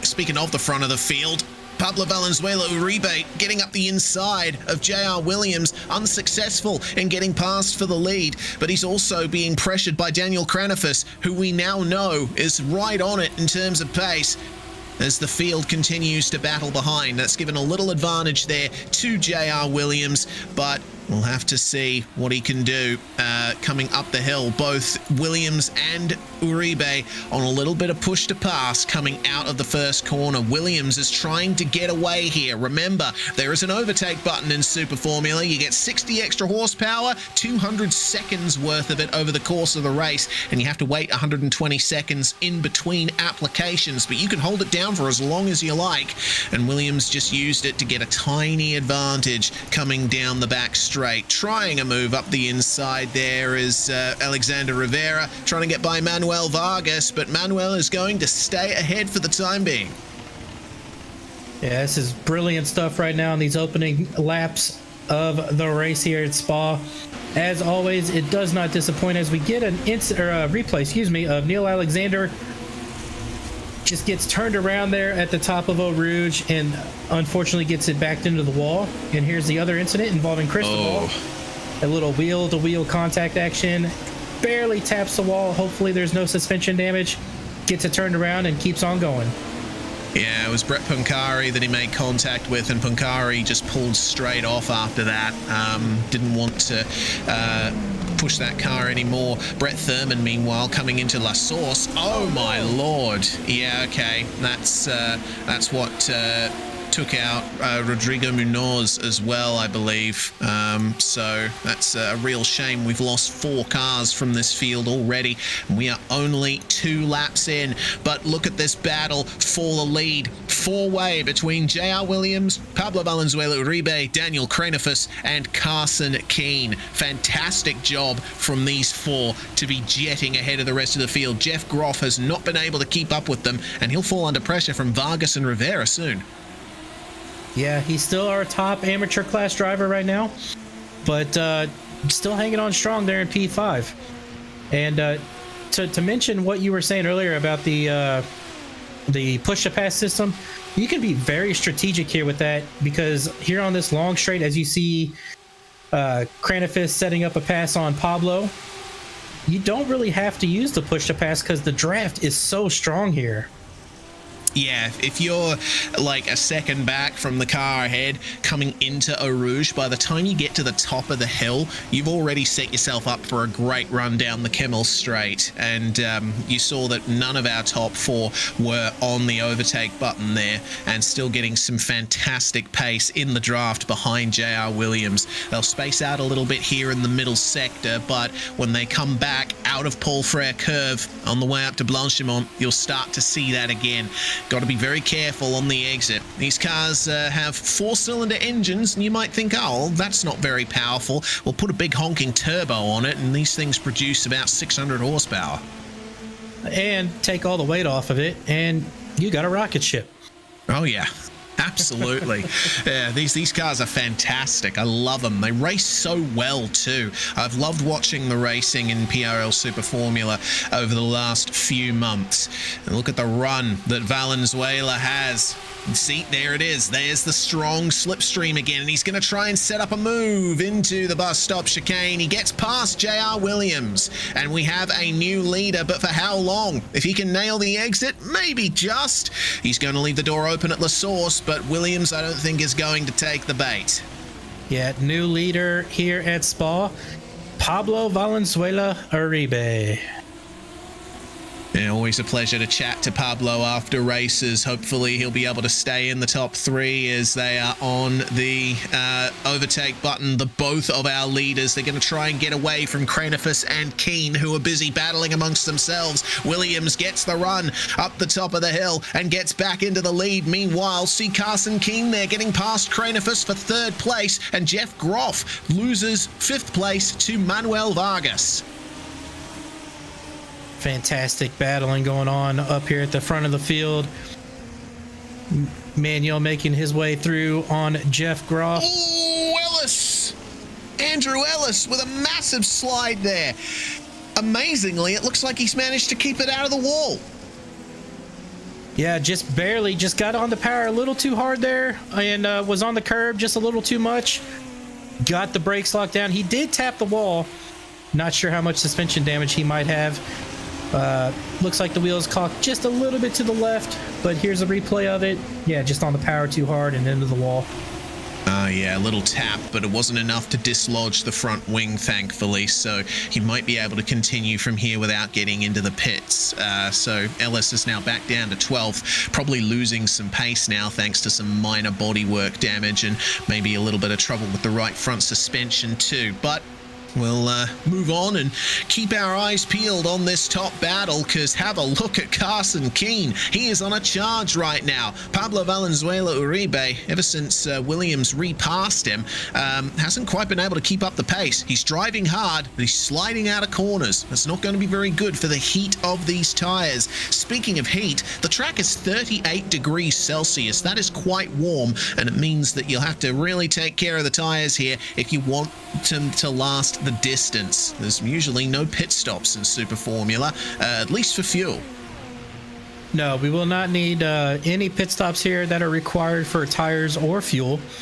Only requirements will be for damage fixed, as we still have 7 vehicles in pit road for incidents on the first couple of laps. But that still leaves 15 cars out there running, and we have a magnificent battle for second place here going on. And it's just been really fun to watch here so far tonight, Reese. Yeah, fantastic battle for 5th as well. Jeff Groff and Manuel Vargas have been trading positions over the last couple of laps, and Groff only just got back by Vargas coming into Lecombe there. There's a little bit more space between these cars than there is for the battle for second, but still no less heated.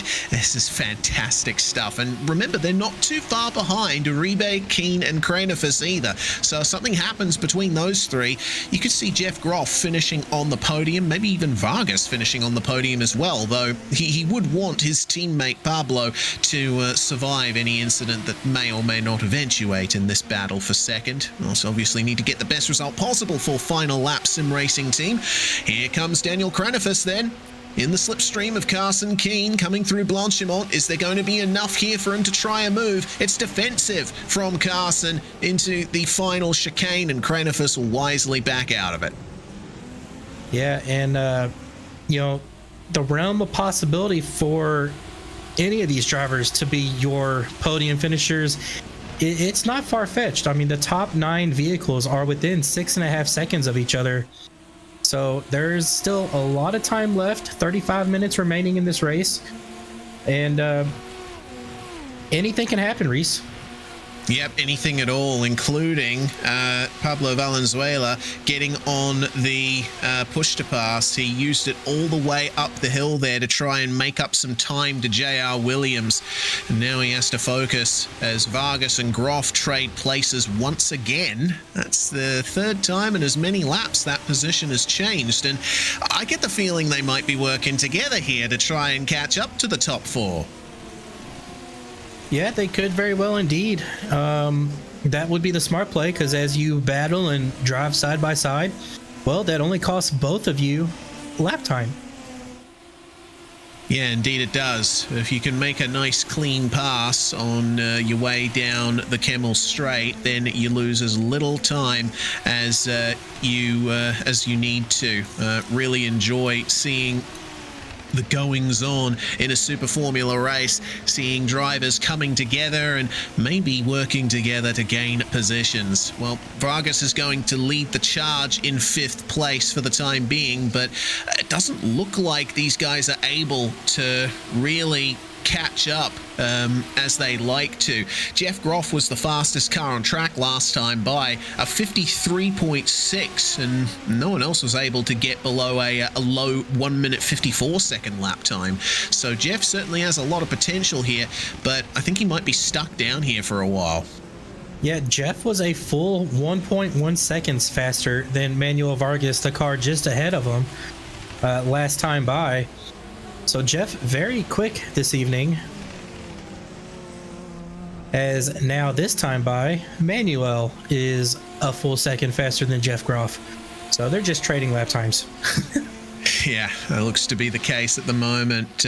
Pablo Valenzuela Uribe, meanwhile, was the fastest car on the previous lap there. 53.2 versus a 53.6 for JR Williams. It looks like JR has lost his advantage as Groff and Vargas once again trade positions for 5th coming into Le Combe. But this four-way battle for the lead is by no means over. We have 24 laps on the cards for tonight's race, and we are just under a third of the way in. The amount of action we've seen so far, I am licking my lips for the race to come. Yes, a very tasty race coming on here. JR leading the charge over Pablo Valenzuela, Carson Keene, Daniel Cranifes, and Jeff Groff, your top 5 at the moment. And we had battles all over the track, really, Reese, but this battle for the lead has been phenomenal. Yeah, it has been. It seems like there's no one with a real clear advantage in this battle. I mean, JR is in the lead by a bit of distance now, about 0.6 of a second, but the amount of pace that Pablo, Carson, and Daniel can pull at a moment's notice means that JR is by no means safe. Coming into the final chicane, then you see the amount of time being made up by the number 23 of Pablo Valenzuela Uribe. Let's see if he can get the exit right. Seems like the exits aren't where Pablo is strongest. He's just sliding the car a little on the exit of the final chicane, and that gives JR a slight advantage. But when they get to the braking zone, Pablo makes it all back up. He'll be trying his best now to get the best run down the Kimmel straight he can, sit in the slipstream. Yeah, and we know Pablo to be one of the more aggressive drivers on the brakes than anyone else, so he does make up most of his time in the braking zones, so he does tend to lose a little bit on the acceleration out of the corners. But everybody's still single file coming through the first chicane of the lap. Oh, okay. Alexander Rivera is now a factor in the battle between Vargas and Groff. He's found his way into 5th place. That's a fantastic move there from Alexander Rivera. He's just come out of nowhere and said, hey, all right, you guys are going to be trading. I'm going to take advantage of that. Where did he come from? Yeah, he wasn't even in my mind until I saw him making up the position. Up 4 spots at the moment. Most gainful car in the top 10 right now. And nothing against Alexander, but yeah, we were focused on Groff and Vargas and had no idea Alexander was there. Yeah, well, he actually got it done in quite spectacular fashion down the Kimmel Straight. He actually split Vargas and Groff on the way down into Le Combe. That was a fantastic move that he made. So we'll see if he can hold on to that one, as now keep an eye on Carson Keene and Daniel Cranifes. And Daniel having to go outside here, coming into the final chicane, but he gets it done. Very nicely done indeed. On the racing line, late on the brakes. That's where the rubber is. And he's back up into 3rd. Yeah, it was a beautiful overtake from Cranifes over Carson Keene there. And Keene will be looking at the end of the straightaway here to return the favor. Yeah, just needs to make sure that he's nailed the exit from La Source, but have a look at the push-to-pass usage there for Daniel Cranifes. He realizes now that thanks to that battling, they have lost touch with JR and Pablo in the lead. And speaking of JR and Pablo, they are side by side, and Pablo Valenzuela Uribe will move into the lead, but has he gone too deep on the brakes? No, he'll just manage to keep JR Williams behind him. The lead has changed, and we'll see if Pablo can hold on to this. Yeah, I'm sure JR will probably wait till the straightaway again to make another move on Pablo, unless Pablo just makes a really big mistake that cost him a lot of time to where JR just has to go for it. But JR seems to be backing off a little bit. He's about 8/10 of a second behind, 7/10 of a second behind Pablo currently. Yeah, maybe he's been driving it hard in the lead, and now he's taking the opportunity to cool the tires down, maybe have another run later on. As long as he stays in the slipstream, he'll probably be okay. As Pablo went off into the gravel trap there coming out of Stavolo. That was almost disastrous for him. We've just got to be careful.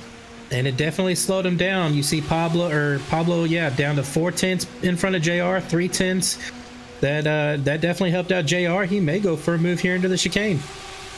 Maybe. Not quite close enough, though. He'll have to back out, and that'll keep Krenifus and Keen right in the midst of this fight. They're almost equidistant here, and man, the exit from the chicane there for JR Williams, he spun the wheels up a bit over the curb, so that's another slight advantage that he has lost. Now, let's see if he'll get on the overtake button, and he certainly has. Pablo Valenzuela is on recharge at the moment, still waiting for that next opportunity to get some push to pass. Looks like the recharge is done for Pablo. He can use this to defend if he needs to, but JR Williams has too much pace and will complete the move. Now Pablo gets into the slipstream. Look at the weaving there for the lead. That's just going to cost them another couple hundredths to Krenifus and Keen behind. This is getting intense now. Yes, the anticipation is building. The third and fourth place vehicles of Daniel Krenifus and Carson Keen are reeling back into this fight for the lead.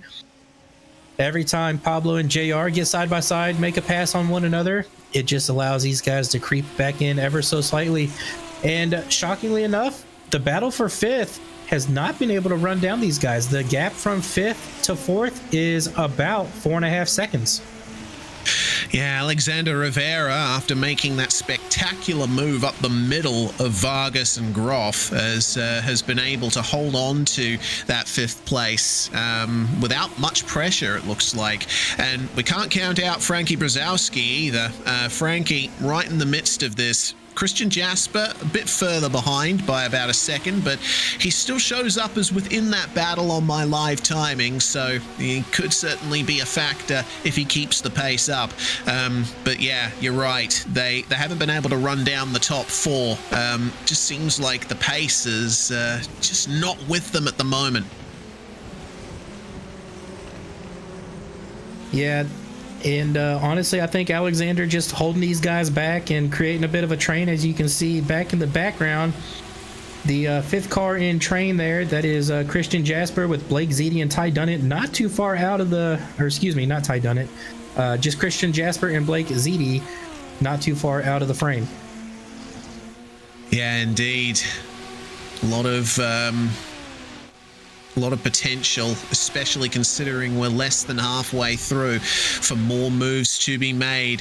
Vargas trying to get a run down the Kemmel straight as Uribe and Williams were still fighting over the lead, and Vargas tries up the inside of Rivera. He can't get it done. Jeff Groff will take advantage and move ever closer to the number 52. Yeah, and this is not how these guys are going to run down the leaders here.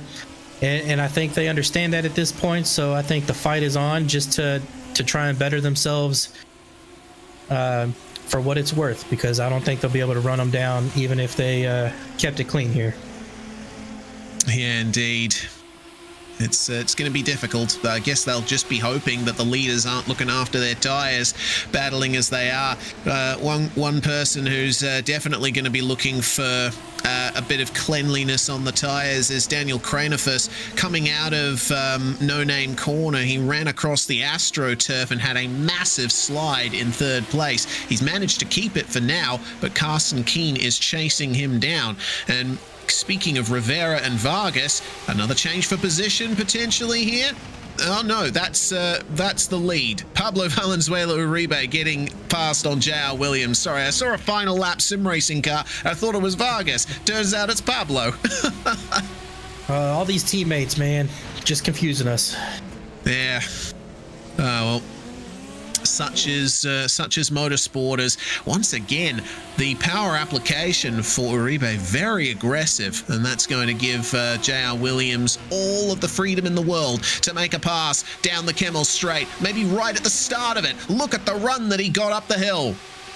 Yeah, JR had a much better run through Eau Rouge than Pablo. Daniel. And here comes Daniel Krenifus. He's going to draft alongside, but he's going to back out and let Pablo keep second place for now.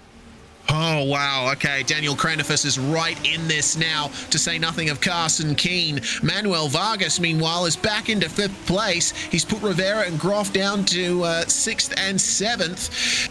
I don't know where exactly Groff lost that time, but it looked like some shenanigans happening down at Lacombe. This is exactly what the doctor ordered, Reese, on a Thursday night. 2 brilliant battles here at Spa-Francorchamps. We gotta love it. Yeah, absolutely adore a trip through the Belgian countryside on what is a Friday morning for me. This is certainly a great way to wake up. Or in my case, call it a night. Absolutely. Meanwhile, it's something like 3 or 4 in the morning for our director, Hugo Luis. So hopefully he'll be able to get a few hours of shut-eye in after this adrenaline-pumping race. Well, we'll keep our eyes on the battles, as we always do. And it's almost another move for Valenzuela for the lead, but can't get it done on JR Williams, who's now gotten the most breathing room he's had for a while, perhaps since the first lap of the race. And they got to remember, JR and Pablo, that they aren't the only ones in this battle. Daniel and Carson right behind them. They can easily take advantage. Oh, 100% easily. They're just in the catbird seat, just much like Jeremy Rogers was in the GR86s early this evening. Yeah, exactly. It's the same situation, isn't it? You know, you're trailing behind a battle between 2 drivers who are immensely capable and will pile on the aggression when they need to. And if you just wait, you just play your cards right, you'll be able to take some massive advantage from that. Get yourself a couple of freebies potentially. But the gap has increased now. It's 2 by 2 in the top 4 at the moment. Seems like Krenifus and Keane are more involved with each other now than they are with Pablo and JR. Yeah, meanwhile, Rivera has managed to get back around Vargas for P5. And they are all single file now again for that fight from 5th, now involving 10th. Yeah, 6 look at cars this in a row. fight.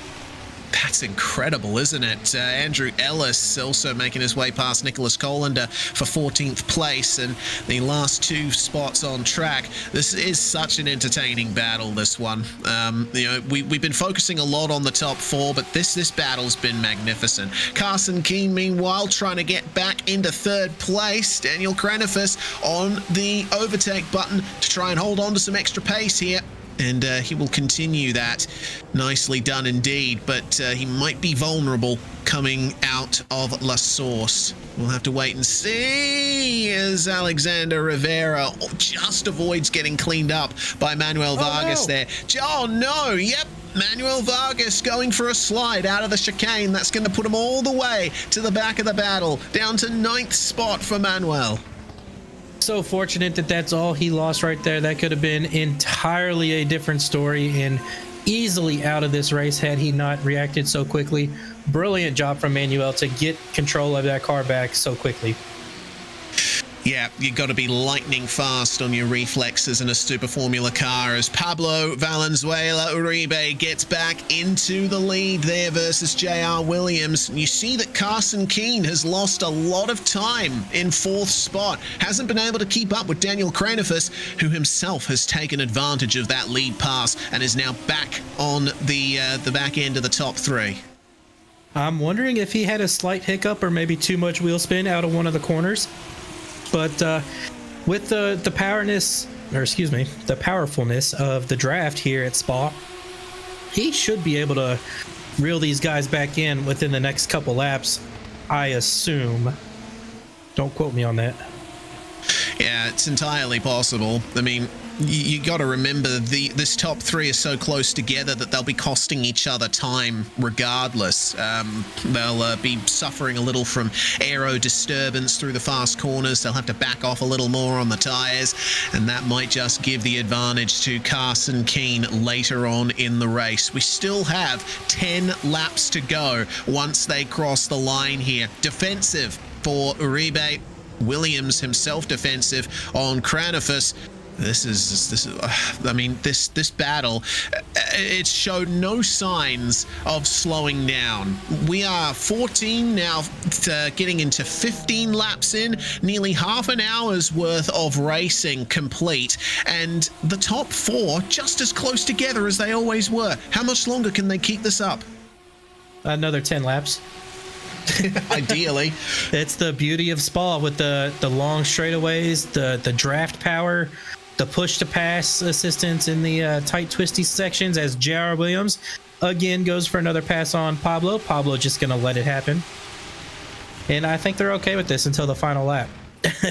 Yeah, of course. You know, sometimes you think as a racing driver, as Jeff Groff is now back into 5th place, just past Alexander Rivera, you often think, oh man, why don't they just go for the move? Why aren't they a bit more aggressive? Well, I mean, you've seen it. The slipstream is so strong here that once you make a pass, unless the guy behind you makes a mistake, he can just fight right back.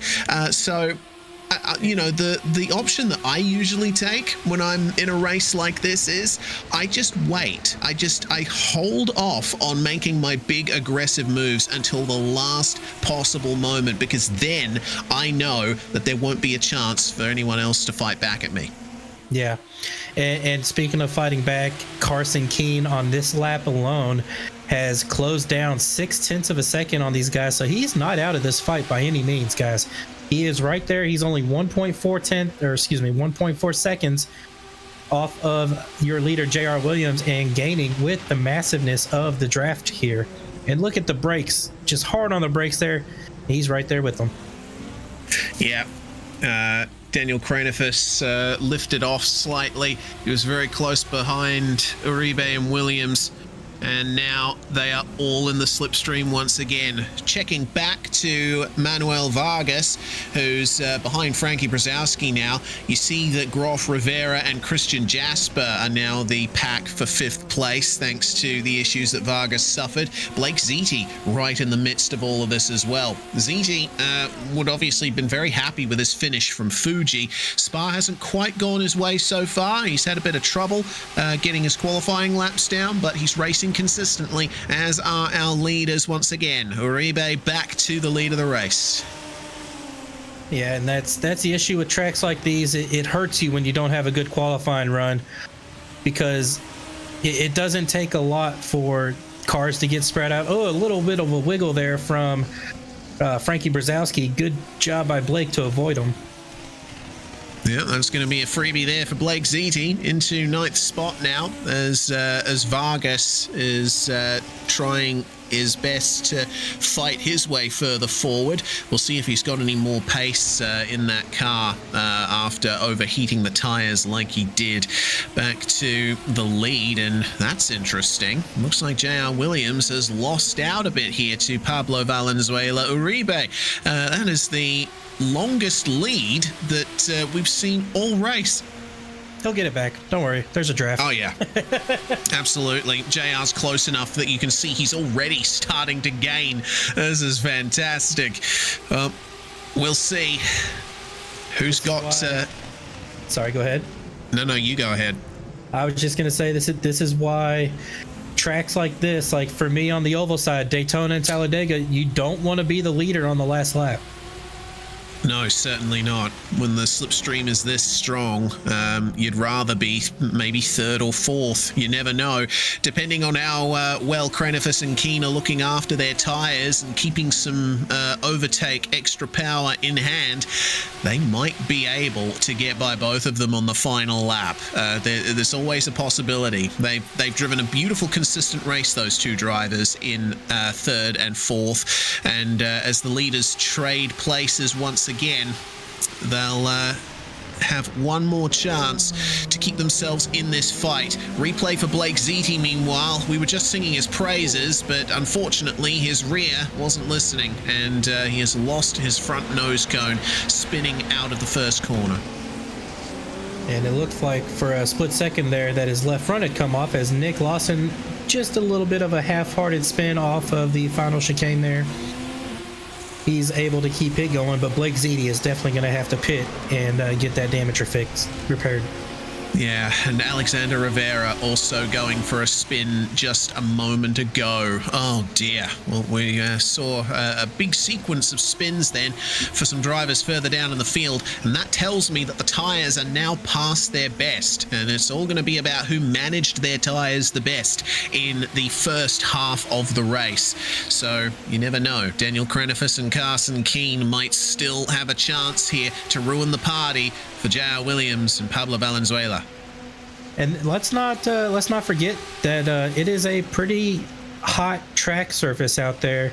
For those of you around the world watching that use Freedom units like I do, it's 101 degrees Fahrenheit out on the track surface. So that'll increase the intensity of the heat in the tires as well.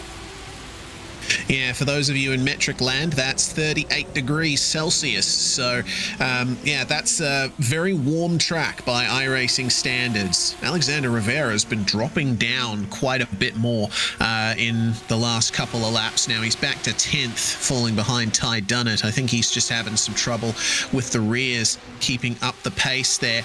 But here they come, down the Kimmel Straight once more. Defensive from Daniel Crenifus. Carson Keene says, hello, I'm going to take third place from you if I can help it. Manages to keep it side by side. Crenifus with a better exit though. When they come into Malmedy, keeping it side by side, they've just cost themselves valuable time to the leaders. And you've noticed right there, for all you folks watching at home, the difference between JR and Pablo and the difference between Crenifus and Keene. Yep, sorry, I lost my train of thought there. Keene, Pablo, anytime, and JR that they pass each other down that straightaway, they lift out of it going into the corner and get single file. Keene and Crenifus, they go in side by side, and that just costs them tons of time, and that they have to wait that much longer before they can go back on the offensive. Oh, and Crenifus, my goodness. Off the track there at Stavilo. He's on the overtake button here, trying to make up some of that time. You know, he's realized, man, that move from Carson just cost us, and it's too late in the race almost for us to be able to get that time back. So might have to use some of that extra power now and get right back onto the back of our leaders. Now, of course, we don't have the full data of how many seconds worth of overtake every driver has, but your clue, as always, is the lights above the... Oh, goodness me, Carson. It's the lights above the driver's head on the airbox. If it's solid green, then they've got more than 20 seconds of it remaining. If it's flashing slowly, they're on recharge. If it's flashing quickly, they're using it. And if it's red, then they've got less than 20 seconds remaining. We don't seem to have any drivers at the moment who have less than 20 seconds of push to pass left, though. So play on. Yeah, and it's all going to come down to when they use it. And I just actually went through and added the push to pass segment on my JRT data real quick, Reese. I don't know how accurate it is. It's the first time I'm looking at it. But for your top four, JR and Pablo both have over 100 seconds and just under 100 seconds for Daniel and Carson in third and fourth. Yeah, wow, Carson has lost a ton of time this last lap, hasn't he? He's pretty much out of the battle now. I don't know exactly what's going on for him, but maybe after that move attempt on Crenifus, he just lost all momentum, put all of his energy into that, and maybe burnt his tires as well. Crenifus, meanwhile, has been crazy aggressive on the exit of Stavilo, and he's struggling to keep up with JR and Pablo now. There's some very smart racing from our top two, but look at how late Crenifus is on the brakes. I mean, he's still a factor, but he's hanging on by a thread. Yeah, and he was on the push to pass coming through that high-speed section there before the chicane. He is now on the recovery mode, so he has to wait another 120 seconds before using it again. But he is down to 84 seconds, it looks like, of push to pass.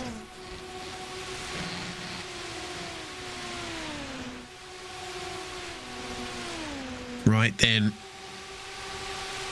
5 laps remaining, and Pablo Valenzuela rebate pulls out again to pass J.R. Williams into Lacombe, and once again seeing exactly what you were talking about before, Mark. It's a nice solid trade for position between the two of them. They both realize that if they were to go side by side through that complex, Krenifus would be right on the back of them, and they don't need to give him any more advantage than they already are. Yeah, and it's safe to say at this point, P4 Carson Keene is clearly out of the draft without any chance of making that up without any major incidents from your 3 leaders. Here we go then, out of Pouon into Fagnes. This beautiful sweeping S-bend. Really love it. It's one of my favorite parts of the circuit to go through, which is interesting because it's one of the flattest complexes on the entire track as well. But out of Stavelot and Paul Frere curve back onto the original public road section of the circuit. Of course, not a public road anymore, was officially closed to racing sometime in the early 2000s. We'll see if they can keep the battle going for a few laps longer. Carson Keene has truly fallen off this pack now. He is 4 seconds behind the leader and a long way behind Daniel Krenifus, who's just giving it everything he can right now just to stay in touch with JR and Pablo. Yeah, Krenifus definitely heavier on the push to pass this race than Pablo and JR. Pablo currently on the push to pass to try and build a gap for JR so he doesn't get past at the end of the straightaway. However, I believe it to be a hopeless cause with just the overwhelming force of the draft, as there you go, JR peeking out. Oh, and Pablo almost fighting it there. Yeah. Yeah, I think from Pablo's perspective, he saw Daniel coming and he was like, yeah, I can't afford to lift off too much. Exactly. Yeah, you got 3 laps left to go, so I think all the niceties are pretty much out the window at this point. So yeah, they might start fighting into the corners again. But we do have one driver that has completely used up all their push to pass. That is the number 973 of Nicholas Collender in P12. And P7 Manuel Vargas, he is under 10 seconds. He's got the red flashing light on his car. Yeah, I think Nicholas Collender, that's the first time I've ever seen a car with no push to pass left. Like the light is off above his head. Yeah, there's a first time for everything. And unfortunately, Ty Dunnett, it seems, has retired from the race. He's manually disconnected. I'm just going to go back and have a look at what happened to him. So he was racing with Hugo Galaz, but unfortunately lost it at Lacombe and got into the wall there. So if you're interested in following Ty Dunnett, that's what happened to him. Meanwhile, 3 laps to go for our leaders. And Pablo Valenzuela, he's not quite been able to keep up with J.R. Williams over the previous lap. Could be in trouble here versus Daniel Krenifus. Not using the overtake button just yet. In fact, none of our top 3 using overtake. They are saving it for the final 2 laps. And possibly saving it for the entirety of the final lap as well. Yeah, don't forget, once you push that button, you can hold it down for as long as you need to. It's not like IndyCar where you only have until you lift off the throttle to use it. Super Formula, as long as you have the button pressed, you have that power. You just need to be careful of how many seconds you have remaining. Replay on the bottom for Manuel Vargas, I believe, or are these both live? We'll have to, I think they're both live. Vargas still holding off Christian Jasper for what is now P6, coming through the middle sector of the circuit. Christian up 4 positions. He's had a pretty good race so far, and Vargas taking advantage of mistakes happening in front of him. He hasn't been the most consistent of everyone throughout the field, but he's still in with a chance of a good result. Yeah, absolutely. Anytime you can get a top 10 in a series that is as competitive as the Super Formula Series here in the PRL, it's a good day. Yeah, indeed. And just being able to survive is a big part of it. And it looks like Pablo surviving the advance for now from Daniel Cranifus as they come across the line to start the penultimate lap of the race in the lead. Vargas is continuing to hold on to the position versus Jasper, so I think there isn't going to be much of a chance of Jasper making that move up. But Cranifus, not the best exit from La Source there. He's going to allow Pablo to catch back up to JR. Will there be anything to be done down the Kemmel Straight here? Look at the run that Pablo already has on JR, and he's going to go for it here one more time, but this time Williams going defensive. This is interesting. This is very interesting. Neither one of them on the push-a-pass either, Reese. Yeah. Like they're just in the preparatory stages, aren't they? They know that they're going to be fighting with each other on the last lap. And oh dear, Vargas, I said he was a long way ahead of Christian Jasper, but apparently he got in trouble coming down the Kemmel Straight, fighting for 6th place, and Jasper trying to get the over-under done on him, but unsuccessful for now. But those battles are very close indeed. Yeah, everybody's going to be throwing everything out of the window as far as safety and concern for your fellow drivers as they come up to the white flag, I believe, this time by once they get to the start-finish line. JR Williams currently in the lead over Pablo Valenzuela and Daniel Cranifus. Daniel on the verge of losing the draft of Pablo. Yeah, this is going to be tough here for Daniel. He's a long way behind as Pablo goes very deep into the chicane for the move there on JR Williams. And both of them sliding their way out of the final corner. Drag race to the line to get the white flag here at Spa.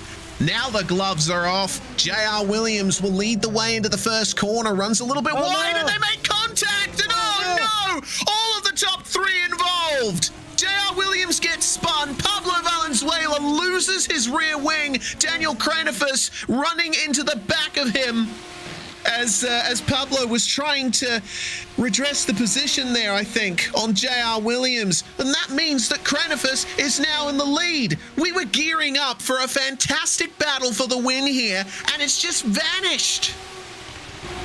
Yeah, I think you're right, Reese. I think Pablo, as we see a replay here, Pablo just had a better run through the corner, got on the gas earlier, and just barely clipped JR Williams. Nothing intentional there. That's just unfortunately hard racing on the last lap.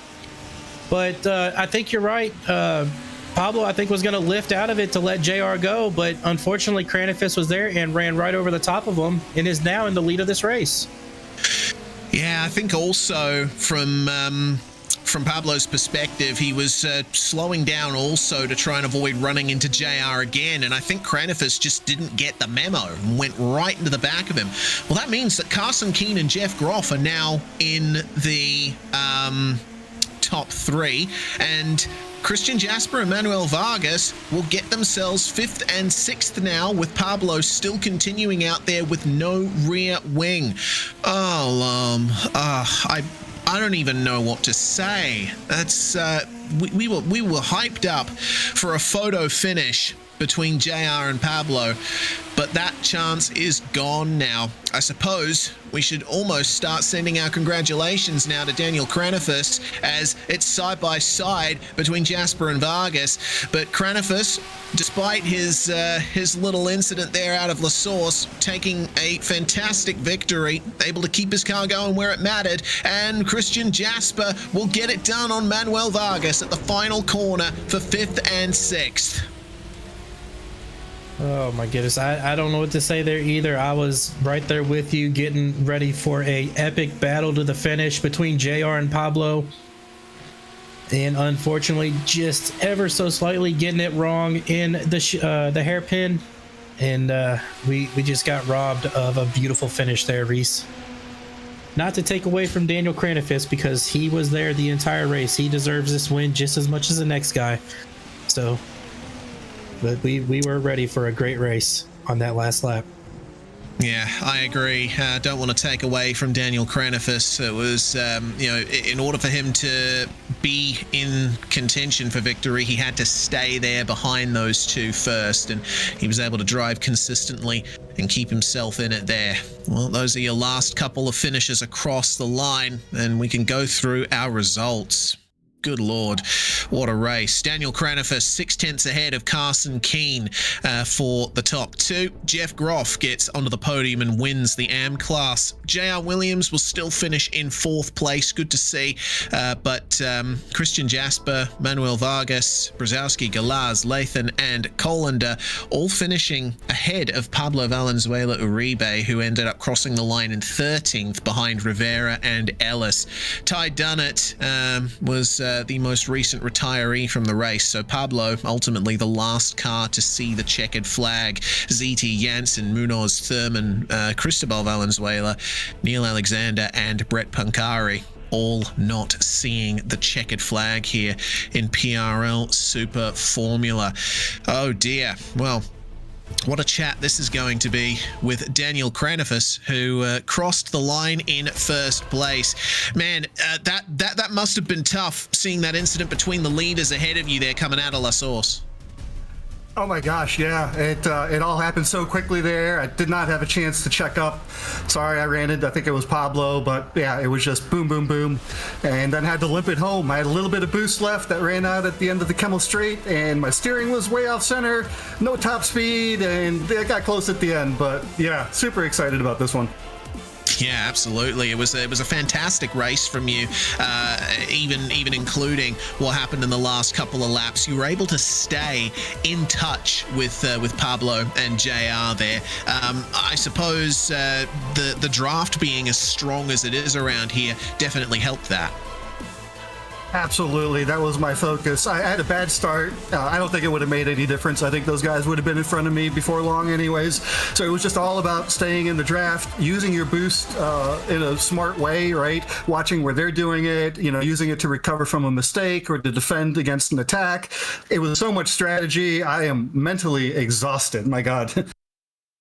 Yeah, I bet you are. Spa is certainly a difficult circuit at the best of times. Well, the season going forward certainly going to be interesting for you, Daniel. There's plenty to come from here. Do you think you'll be able to get more podiums, more wins down the line? I sure hope so. I've missed a couple events. I know we had one outage, and I missed another one. I was out. And the first event, I qualified well, and unfortunately I took Pablo out right at the start. So not a great introduction to the series, but I do feel I have good pace. Like, I'm typically top 5, top 7. So yeah, I want to be in there in the battles for the podium. That's my goal, is just to race smart, don't make mistakes, and be there at the end. Indeed, seeing on the production feed just how intense that incident was coming out of La Source on the final lap. Well, in any case, you made it across the line in first, Daniel. Congratulations, and hopefully have a chance to chat to you next time. Appreciate it, guys. Thank you all for putting on an amazing broadcast, PRL for running a great league, and my teammates, Mark and Nick, who ran a great race, finished 10th, and Mark talked me through this one. Really appreciate it. Thanks, guys. Daniel Cranifus with the victory there, and our AM class win, Mark, ultimately going to Jeff Groff, who had a fantastic night. Yeah, got Jeff Groff here in the booth tonight, and congratulations on the AM class victory and 3rd place overall. Jeff, you ran a phenomenal race, incident free. Walk us through how it felt for you out there tonight. Oh man, the draft was strong with that one. I mean, if you lost the draft, it was just difficult, but it was also nice to run in fresh air, which I've only done fresh air running on this track. It was weird running with cars next to me and in front of me. With that draft, it was nuts. But kind of started out a little slow off the line. Had some wheel spin, lost some places, but just kept my head down and had some great battles along the way, and ended up with a good result. Had a little luck at the end. Yeah. Not to take away from your phenomenal qualifying effort as well, starting on the front row in P2 and then finishing P3. overall with the AM class win again. Jeff, is there anyone you want to shout out to thank for your success here this evening? Yeah, sure. My wife and kids, first and foremost. Destino Motorsports, Go Squadra, for bringing me onto their team. And you guys for putting on a great show. And for the series, I love racing with PRL, and everybody races very, very fair, very clean, and it's a good time. Well, we appreciate you putting on a great show for us out there as well, Jeff, and look forward to seeing you next week when it comes time for you to be on track again, and hopefully the result will be the same. You'll be up here in the booth talking with us. Thank you. Yeah, I hope so. Well then, Jeff Groff will celebrate the AM class victory here at Spa-Francorchamps, and those are all the drivers that we're able to chat to tonight, our Pro and AM winners, and that's going to conclude proceedings for tonight. Mark, what a race that was. Oh man, that race was full of triumphs, full of tragedy, and that's everything that Spa is in a nutshell. I mean, it can give you some of the greatest highs, and it can give you some of the lowest lows, as we saw there with JR and Pablo just getting it ever so wrong on the final lap there. And then again with Kranifish just having himself in position to take advantage when he needed to get his victory this evening. It was just really exciting. Battles all over the track, all through the field. I don't know what else you can ask for from a race. Yeah, absolutely. Well, there's plenty that we can ask for from the next round, which is a Sebring International Raceway. The bumps are going to be a massive factor here. Some super fast corners, but you got to be very careful with how you place the car. You think driving around here in a sports car is hard? Wait till you try it in a super formula. That's going to be a very entertaining night. It's happening next week, August the 1st at 9:30 p.m. Eastern Time in the North American region. Well, we want to thank you all for joining us over the course of tonight's racing. I'm Reese Gardner, and it's Mark Kalin who's with me in the comms box. PRL Super Formula going to Daniel Kranifish. Will there be any leap back from JR Williams and Pablo Valenzuela Uribe, who'll definitely be having something to chat about after this one? We'll see you next time. Thank you very much for watching.